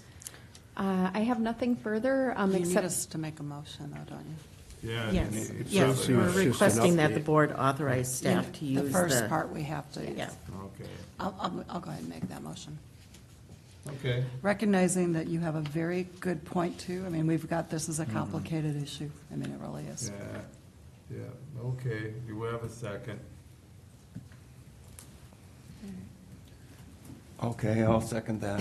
And I understand your frustration, Lee, too. Sometimes we have to swallow hard. Yeah. And I the was thing- thinking, I'm sorry, go ahead. Go ahead. I was just thinking too about the schools in our more rural areas that have really been frustrated about access. There's actually a couple places that are right near the university that there's also been a lot of frustrations about teenagers. And, I mean, I would hope that because we're pretty good at education, that we can end up doing some better additional partnering to make this more be an educational versus ultimately seeing much, if any, about the concern you have, because that is a concern. Anything else? I- Maybe Steve had something. Just, Mr. Chair, just looking at the statistics that we were provided here, you know, it's encouraging to see the number of actual smokers that. Exactly. But the problem is we replace them with vapors, yeah. Yes, yep, So, exactly. yeah. And that was kind of where I was alluding to. I mean, they're doing such a good job getting, cigarette activity down, but unfortunately, vaping and e-cigarettes has gone wild, so. Okay, anything else? All right. So we need to vote. Sorry, we need to vote. Buddy? We still need to vote. Yeah, I need a vote. Sorry. All those in favor say aye. Aye. Aye, opposed?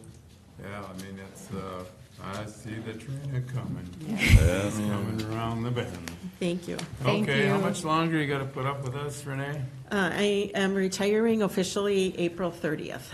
April So, 30th? Yep, Okay. so you only have 2 more months to put up with me. Yeah, well, have you ever looked at Renee's last name? The only vowel that she's missing is an O. And, hopefully before she retires, we can find her an O.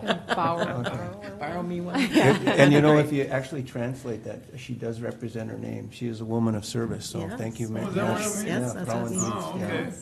God, Yeah. so Thank you. Bubbling that. Marginally important. There's a lot of worthless information on here. Thanks a lot. All right, thank you. Dr. Willie? Yes, I think you'll have Steve and others come up to make this presentation.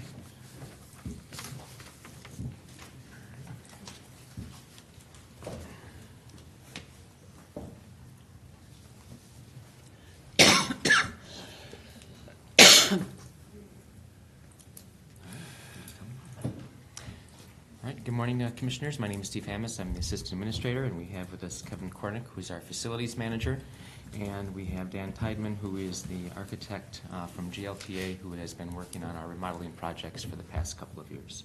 So with that, I'll turn it over to you. All right. To update you where we're at, the presentation today is primarily this building. We are hopefully soon winding down the work out at the service center out in Wade Park, and once that is complete, then we will turn to this building and do the necessary remodeling that's going on here. So I'll kind of quickly go through what we are actually going to do to this building. And so what you're seeing on the screen is the lower level. The whole goal here is to bring the areas where the public comes to within this building to make those much more convenient to the public. So virtually all of the services that the public will access in this building will occur on the first floor. The public will have no real reason to go to the lower level where we're going to move. Obviously, facilities remains there. There will be some IT, IS areas, as well as some of the human services folks will be located in the lower level.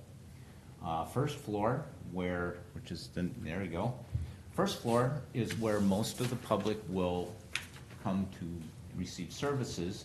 The large tan area on the top is human services. We will have a service hub there, very similar to what's happening out at the service center out in Wade Park. And the human services folks who will they will come down to meet the public on first floor. So they will not drag the public up to second or third floors. They will come down and all that interaction will happen on first floor. The purple area is the license center. That will remain as is. And the blue area, this area that we're currently in, will become the auditor treasurer's space. Okay?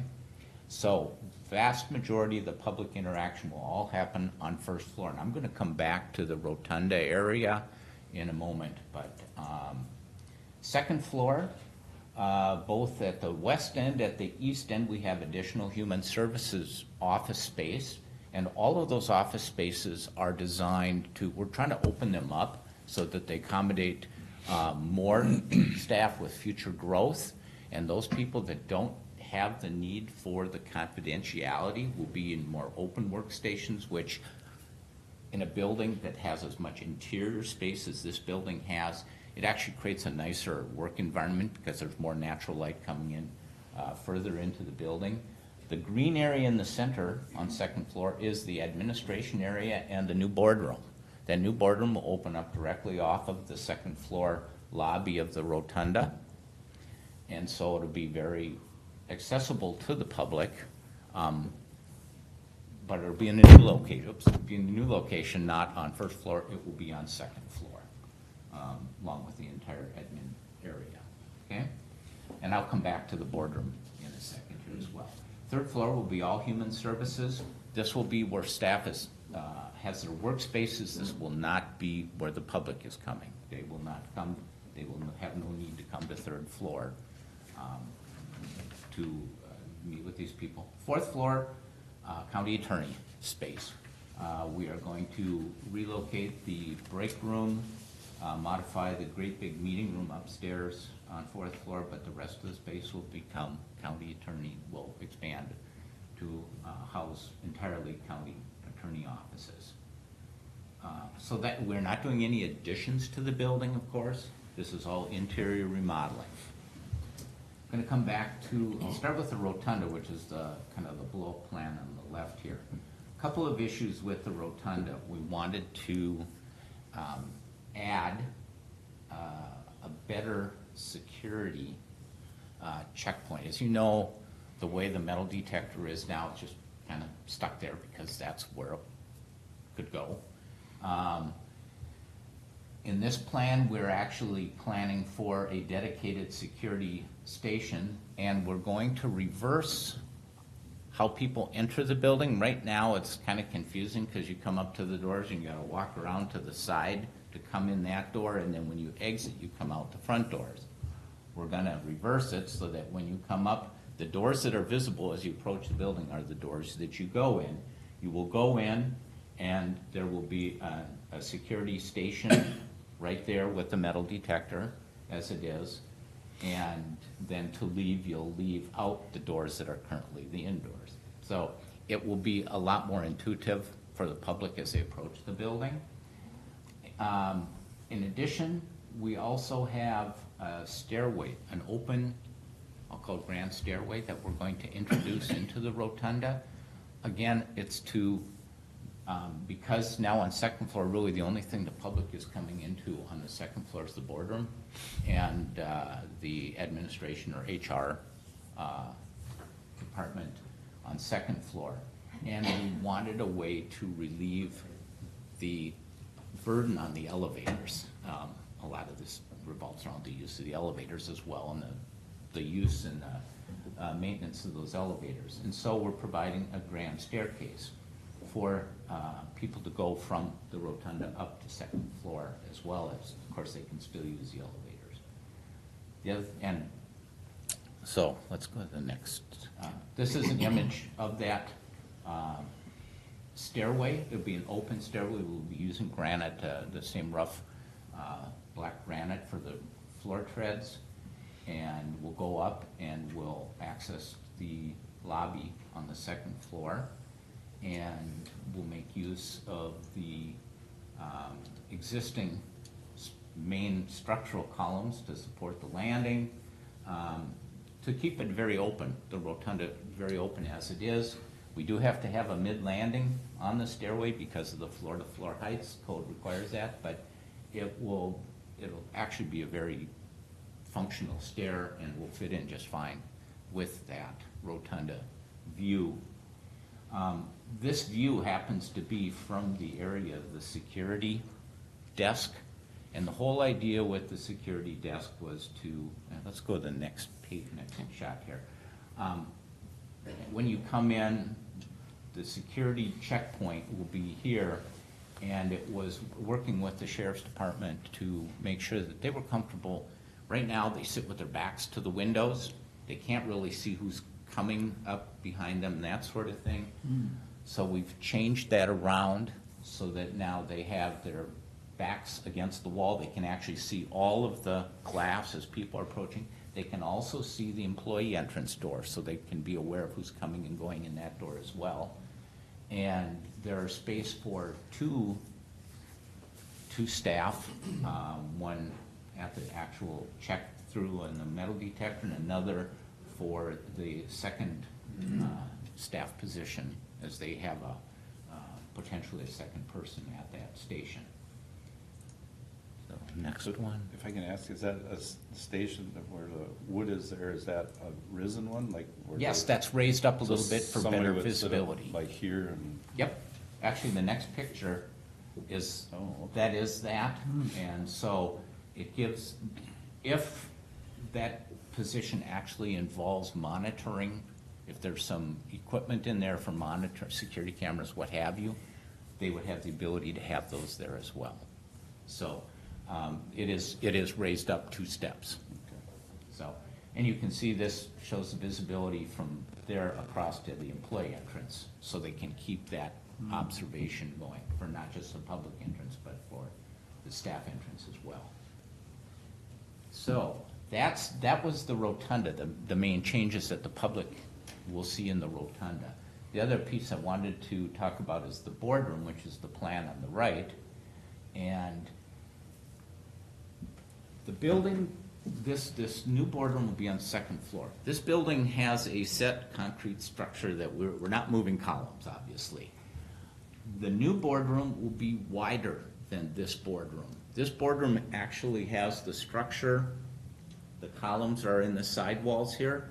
We're actually going to widen the new boardroom so that the circulation happens on the other side of those columns, so that if you desire, we can have more seating, additional seating.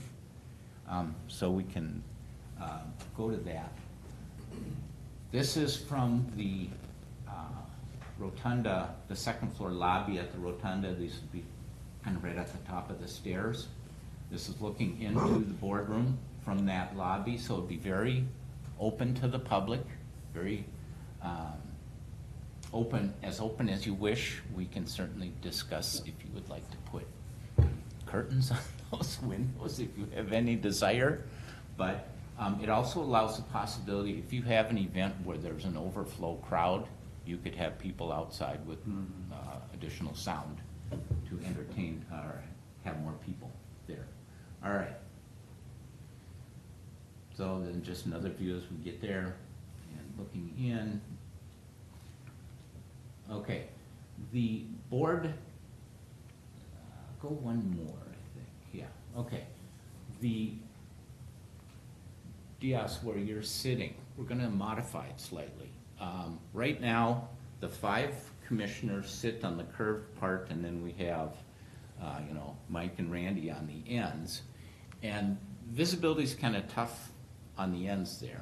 What we're doing is we're actually going to curve it because we have greater width. The entire dais will be curved, so all 7 positions will be on that curve and have better visibility of the other commissioners or folks at the front desk.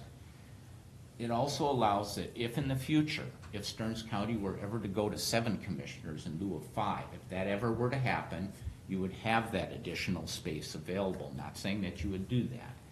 We also are creating staff spaces. They're actually dedicated staff spaces on either side off of the raised area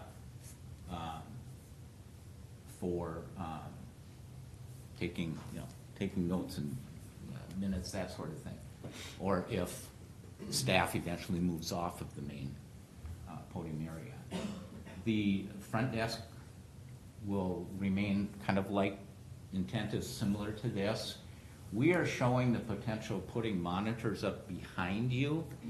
We don't have to do that. We want to study that a little bit to make sure our camera angles are correct. We can continue to do monitors on the sidewall, just like you have now. It's kind of nice to look forward at the commissioners and see the monitors behind you, but we want to make sure that that works from for the television and from the lighting standpoint. So, as far as finishes go, we'll have some granite on the front walls. We're not going to have the banding that you currently have here on all the walls. We will use granite, dark granite on either side on the back wall, as well as wood in the middle, and the front portion of the desk will be wood as well. Another feature, just for commissioners to understand, there's always been that door out the back. We have provided actually 2 doors out in the new plan. They'll go out on either side. One goes out that way, one will go out that way. Both public access points. This room is laid out such that that door has to be a public exit as well as the one in the back. In the new layout, the 2 required exits for the public will be in the back. So it allows us to provide a better level of security that way as well. So with that, one other thing I wanted to do. This building was built under the old building code back in 89, under the UBC. Many building codes have changed since the UBC. Now we're under the International Building Code, and we're on quite a number of revisions to that as well. We're going to go in and we are going to update all of the restrooms for accessibility because they need to be brought up to current code. So we need to be in compliance with all of that, and it's just good policy. And so we'll be modifying all the restrooms for that purpose as well.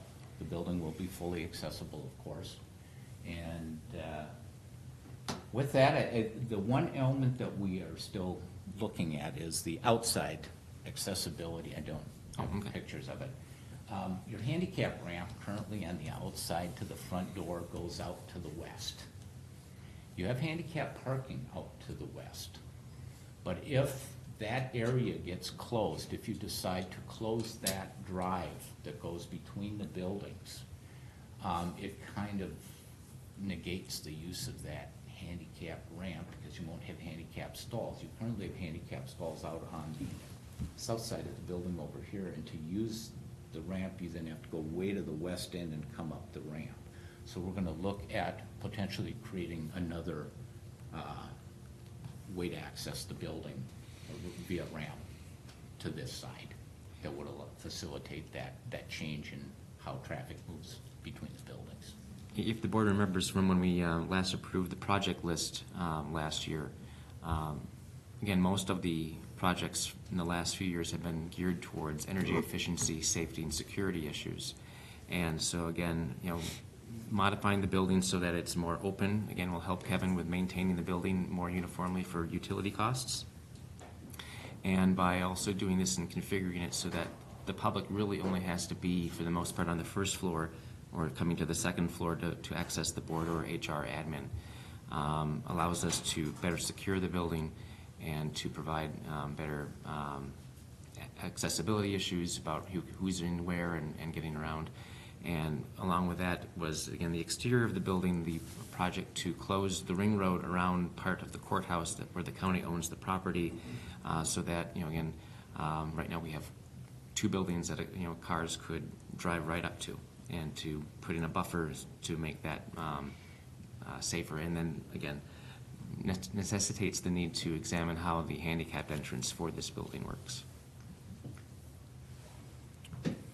And just one other note, and Dan noted that we create that human services hub, and that's very similar to what we created at the West Service Center, and we're seeing great success with that in efficiency for both our staff and for the public accessing those services. So that's going to be a really good addition in this facility as well.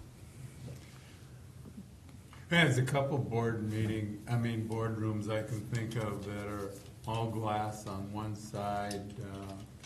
Crow Wing County is such a layout where you have glass to the hallway and you look into the boardroom. But yeah, the change in the building code is a significant, has significant impact. I was the only one on the board here that was here at the time, but this building was built under the same code as the press bar. So I thought I'd bring that up. Anyway, no, I jest. I know it's hard to believe, but I did. Any questions for Dan? Yeah, Mr. Chair. One thing that always strikes me when I come in here is where that reception person sits their information. To me, it is not very receptive or inviting. I don't know if you have any plans to push it forward or leave it back. That desk is actually on a wheels, essentially, so it can be moved around, and yeah, we'll be taking a look as we reconfigure the rotunda for the security, how to maybe highlight that better.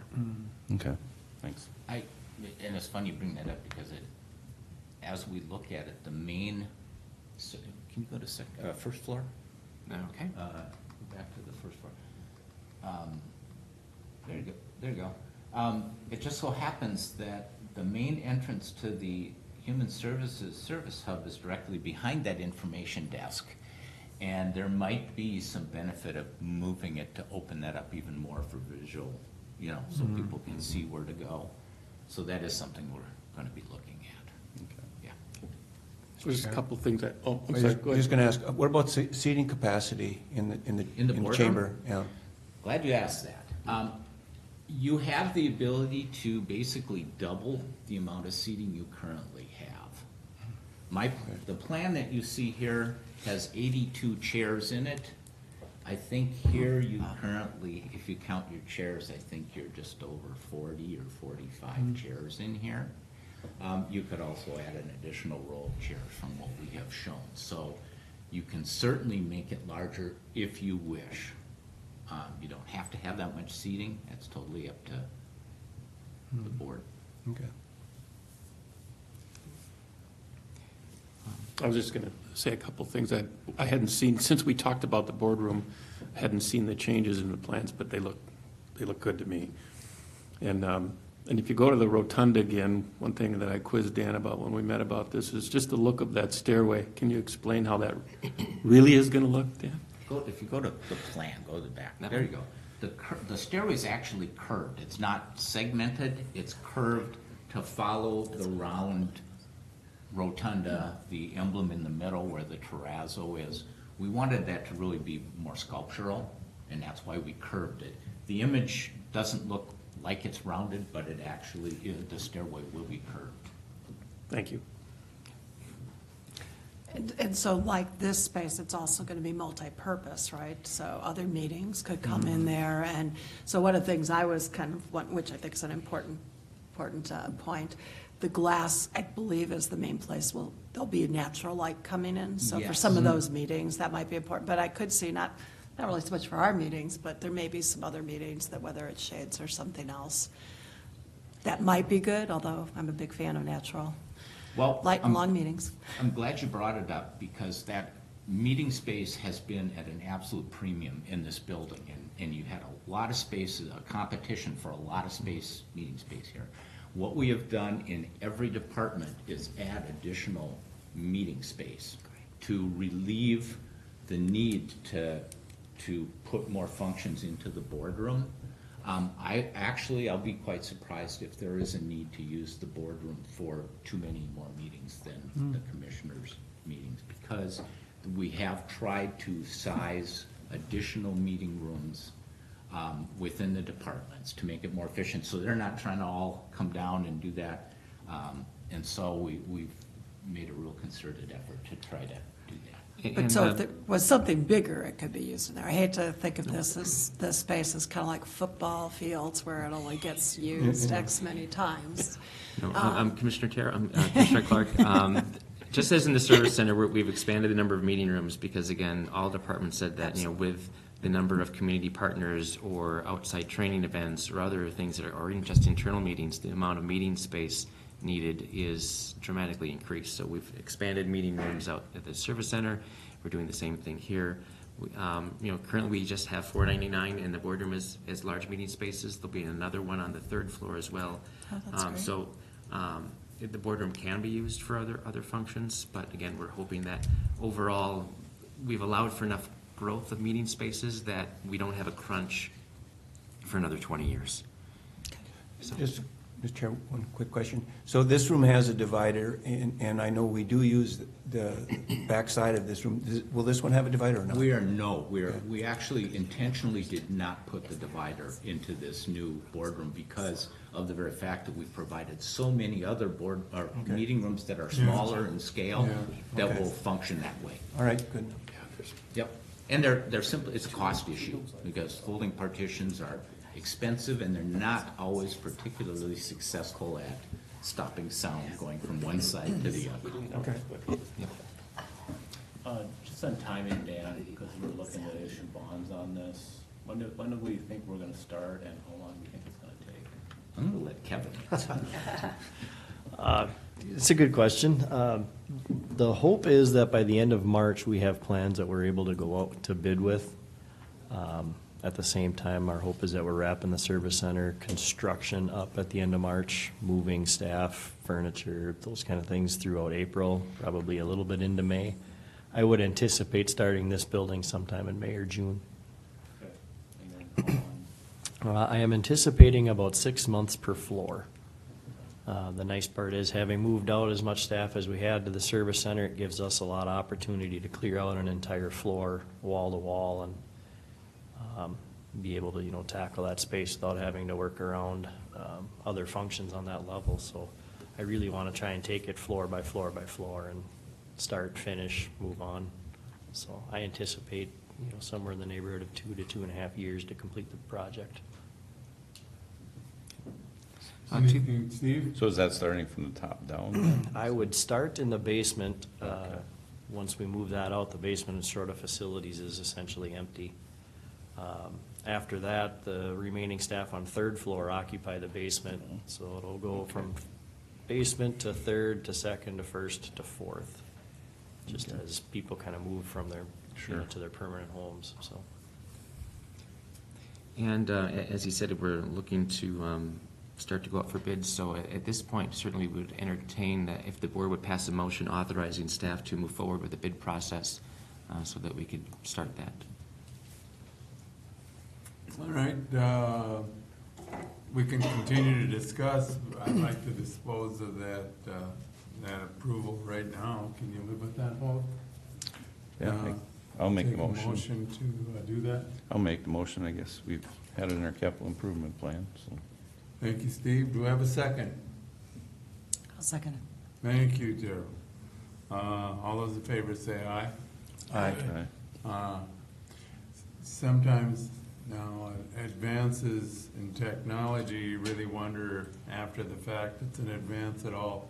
One thing I really miss, and you folks didn't get a chance to enjoy this as much as I did over the years, but in order for us to facilitate televising our meetings, we had to essentially block off the window here.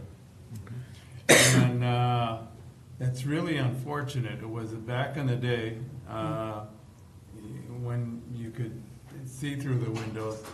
It was really a learning experience to be able to observe folks coming and going from this building. It gives you a total appreciation of the users. And I know that's something you take for granted, but if you had a chance to watch it, oh, you learned a ton. And I really miss that. But on the second floor, I guess I'll still be able, if I'm here, I'll still be able to see the really tall people. I'm encouraged that won't be an issue. And then I predict with this new plan, over the next 50 years, I think that on that staircase will be the site of hundreds of group pictures. Mm-hmm. I looked at that and I went, oh, God, you could get a football team on that stairwell and get them all in one shot. And then finally, Dan, you made the point that there were, in the process of building the West End Service Center, that project needed 19 different approvals to make that happen. I would like a list of that. One of the points I've been making as we move through processes is that our land use regulation, at least on the local level, is far more complex than a lot of the regulation that we have for real people. And it's remarkable how stark that difference is if you really, we work with it all the time, we, the collective we and the staff and all that, and we don't stop often to just think about maybe in that, looking at it from that respect, how goofy things have gotten, but yeah, well, we're all part of the human comedy, I guess, and that's how things shake out. Thank you, Dan. Appreciate your input on this. And anybody else, if you don't have anything else, we'll move on to issues by commissioners. But Thank you. Give me that list, would you? Yeah, we'll work on it. If- Thank you. Mr. Chair, maybe Mr. Hamas wants to introduce the special guest that he's had with him for a while now. Oh, Steve does? Not to put her on the spot, but. Well, why not? Yeah. Being she's going for administration. Yes, administration has an intern right now from St. Cloud State's Masters in Public Administration program. This is Gabrielle Lechner. Hi. And she's been with us for about 7 weeks. And 7 weeks? Yep. Boy, you must be invisible. I'm here a lot. Didn't notice you. Here a few days a week. I'm in deep thought. I guess. So she's been working on some budget projects and getting her feet wet on capital improvement plans and a bunch of other things. So Yeah. she'll be around for a while. Hopefully it's been a good experience. Yes, it has. And I didn't pay her to say that. All right, well, we appreciate having you join us for a while. I hope the experience doesn't compromise your confidence in the elected process, but here we are. So, anything else for our august body today? Items by commissioners. What do you got, Steve? Well, thank you. Well, a couple of things, and maybe one of them is we can maybe put it on the next board agenda. I completely forgot to call Mike on this, but the one watershed, one plan for Sauk River watershed, they're asking all the entities to pick how they want this, what they want this to look like, whether it's going to be an MOU or if it should be a joint powers collaborative or joint powers authority. We discussed, Cole came in and we had the conversation last fall. And maybe we can decide now if the preferred method, most of the other counties are looking at doing the joint powers collaborative, so you're not creating another level of government within the watershed. So basically, then it would amount to somebody has to be the fiscal agent for the state grant dollars, whether it be the watershed or one of the counties decides to be the fiscal agent. But I guess I just need to bring back to that group, if we're, in my opinion, we should do the collaborative. You know, we're all, as the counties, we all get together and we decide maybe what projects should be acted on, which whoever is going to be the fiscal agent still has the authority, you know, to change that. But I think as long as all 5 counties get along and it works, it seems like most of these one watershed, one plans are going that route versus creating another entity. And I don't know if anybody's got any preference one way or the other. That's just my opinion. I believe North Fork is a collaborative. I don't think they created a joint powers. I think they created a collaborative. So if everybody's okay with that, then that would be my recommendation, is that we do the collaborative. The MOU, that was kind of, we had, actually Micah came to our meeting, policy committee meeting last week. Was it Jen? Wolf? Jen Wolf?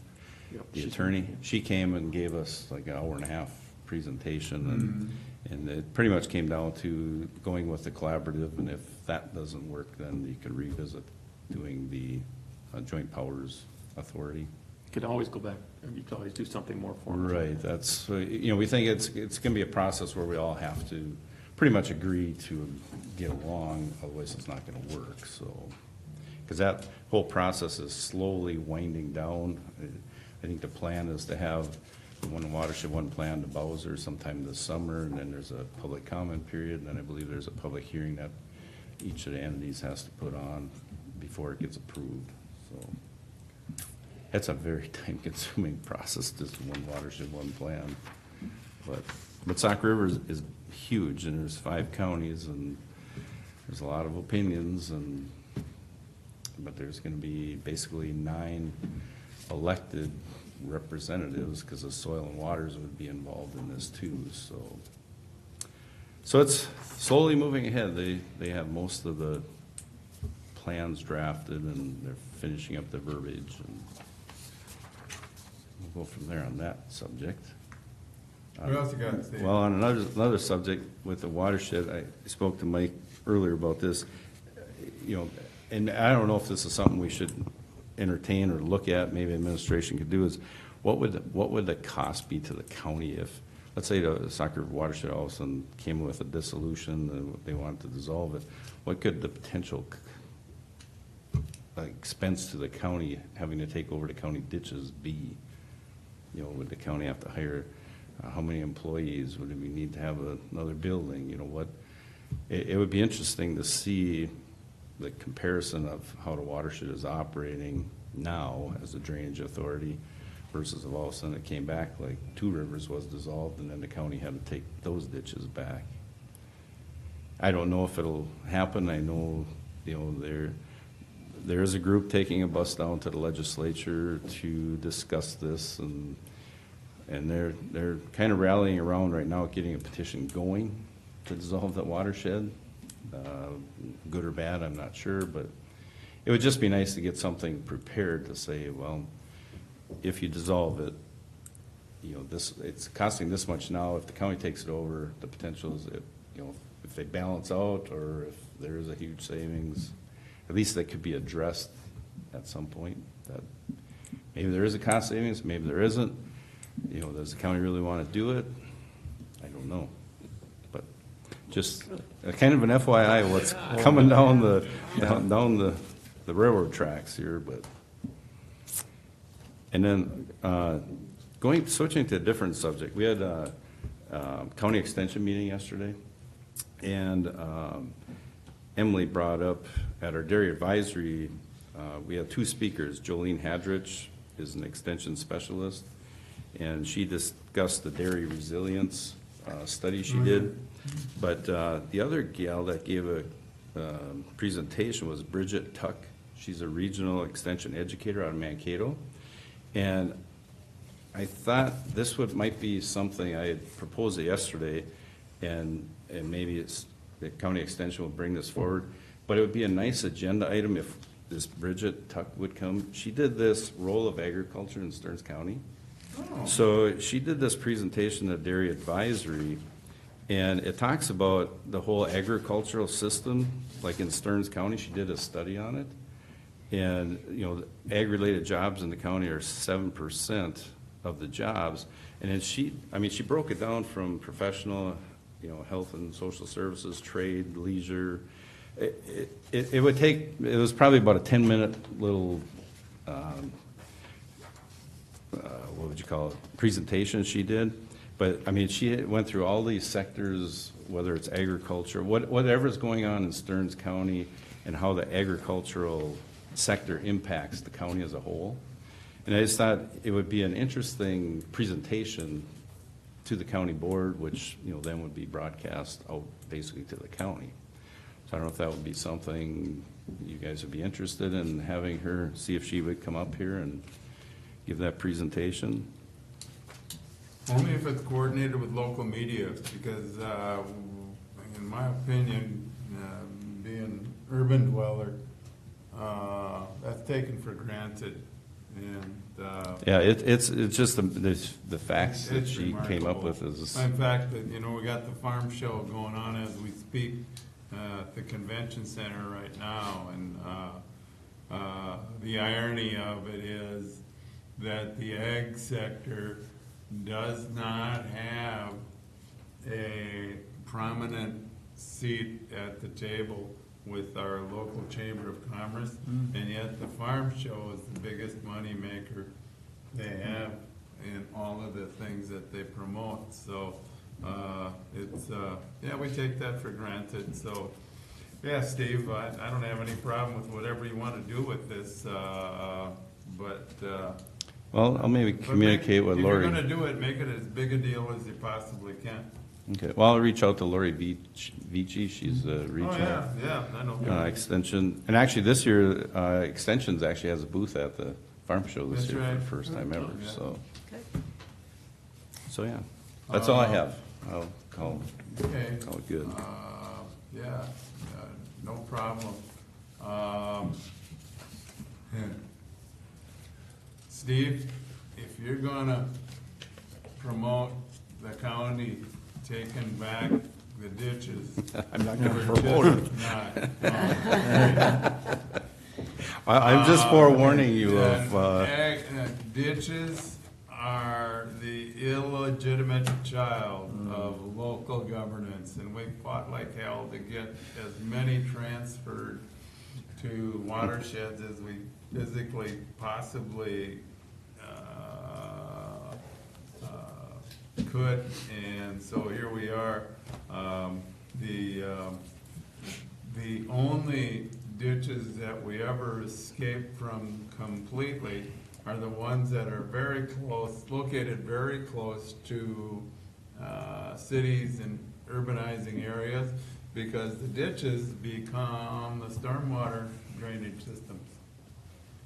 Municipalities. You go to Winoka County, a county that was heavy-duty ag, even though with the sandy light soil it had, and all of those ditches now are part of all of those little small cities' storm drains. So, yeah. Well, good luck. Well, I'll be whining and crying and carrying on and screaming and hollering and making a damn fool of myself, but I'm just not going for that. Well, we had a special meeting last night on County Ditch 26, which is Gethers Creek, and they brought in a farm advocacy person to kind of facilitate, and then they brought in an engineer who put up this slide, and it was all these squiggly lines, and he said, this is what a natural moving body of water, river or creek, does over time. It finds the path of least resistance. Oh, yeah. So no matter what entity tries to control naturally flowing water, Mother Nature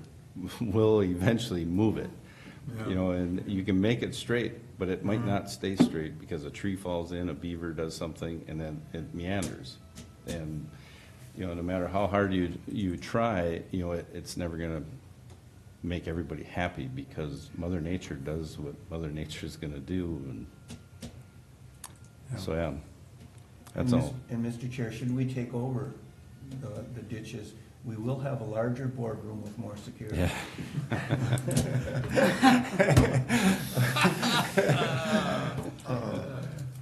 Anyway, I have a couple of quick things. well, let's wait and see. Steve, are you done? I'm finished. Randy, you Finished. done? I'm done. All right, go ahead, Joe. First of all, we have Dan in the back, and I just want to mention to Dan and to Sheriff about the appreciation for handling of the press bar. That fire, that type of tragedy, I know involves mutual aid oftentimes, and we got to call upon each other to cover each other's tail when things like that happen, and also make sure that things remain safe. I know we had a good number of emergency services from throughout the area that came and helped, so I want to thank you and applaud you for that. So, yeah. Okay, thank you. And then I have just a question. I was going to ask for a little bit of dialogue, but I'll just ask for a report to come back to us. Last night, St. Cloud City Council approved the airport, and so we're moving forward with that between Mike and Randy. I guess I'm looking as far as, you know, what the transition will then be now fiscally, as far as what, you know, are we going to be taking it over at what time, what the numbers might be. Are we going to be neutral when we take it over? Are we going to incur some debt when we first start? Just curious where we might be with that, and then the process. So just look for an update. Commissioner, yeah, I mean, we'll be, the administrators are actually trying to plan a meeting as soon as this week, but, you know, the transition plan is going to be a while, and what we were anticipating doing is having all the member entities make their appointments, get the board going as an advisory board, and start to implement as much of that, the business plan as we can, and at the same time begin the transition.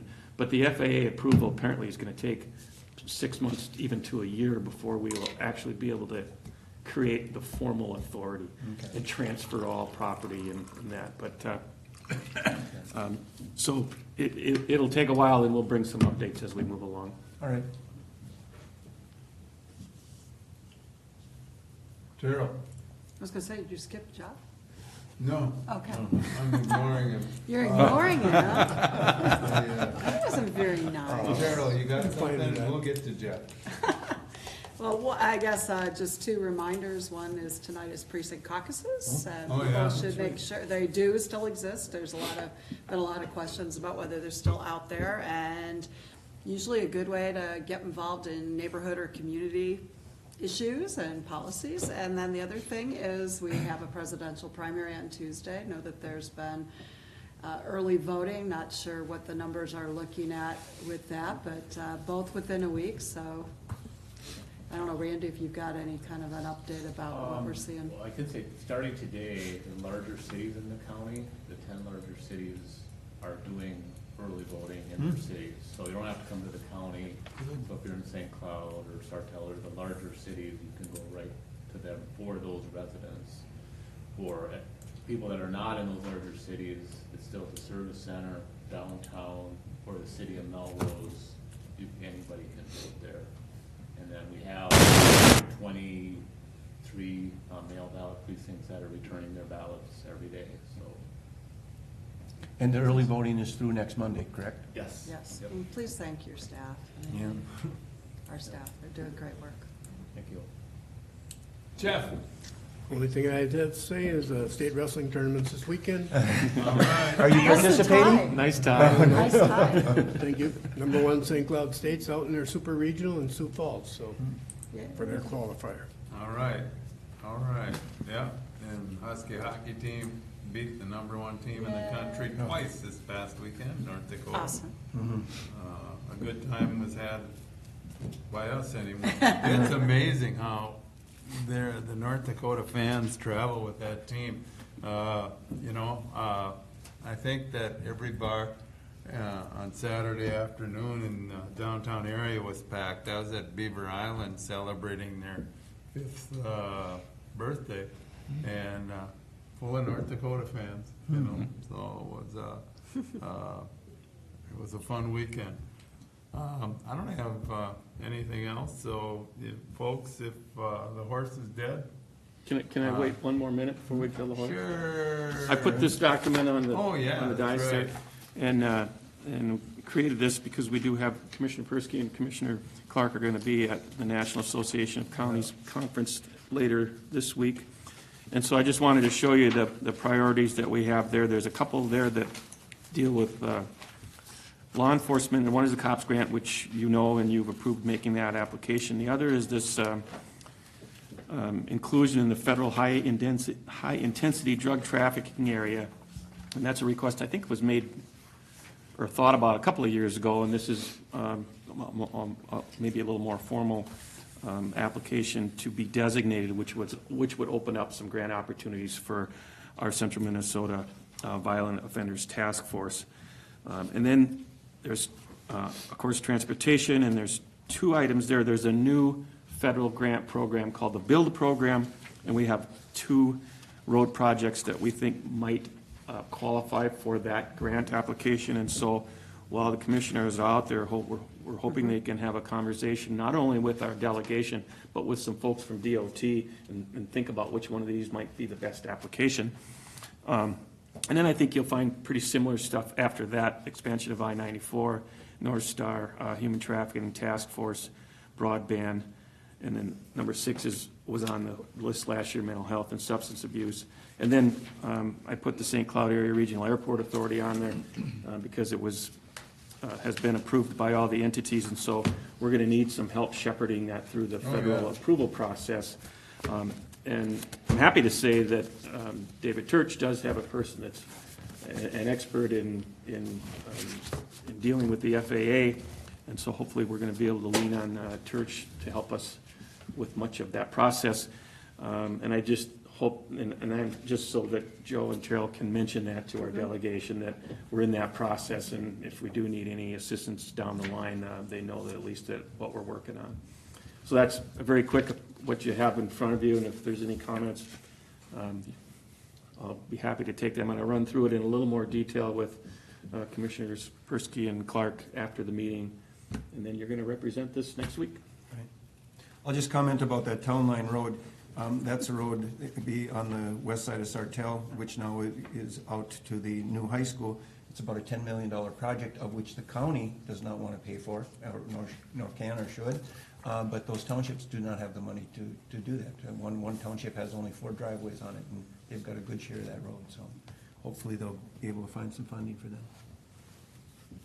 Thank you. You make it a That's all I have. A good example of how a decision by one elected body significantly impacts another otherwise disassociated elected body. So it happens.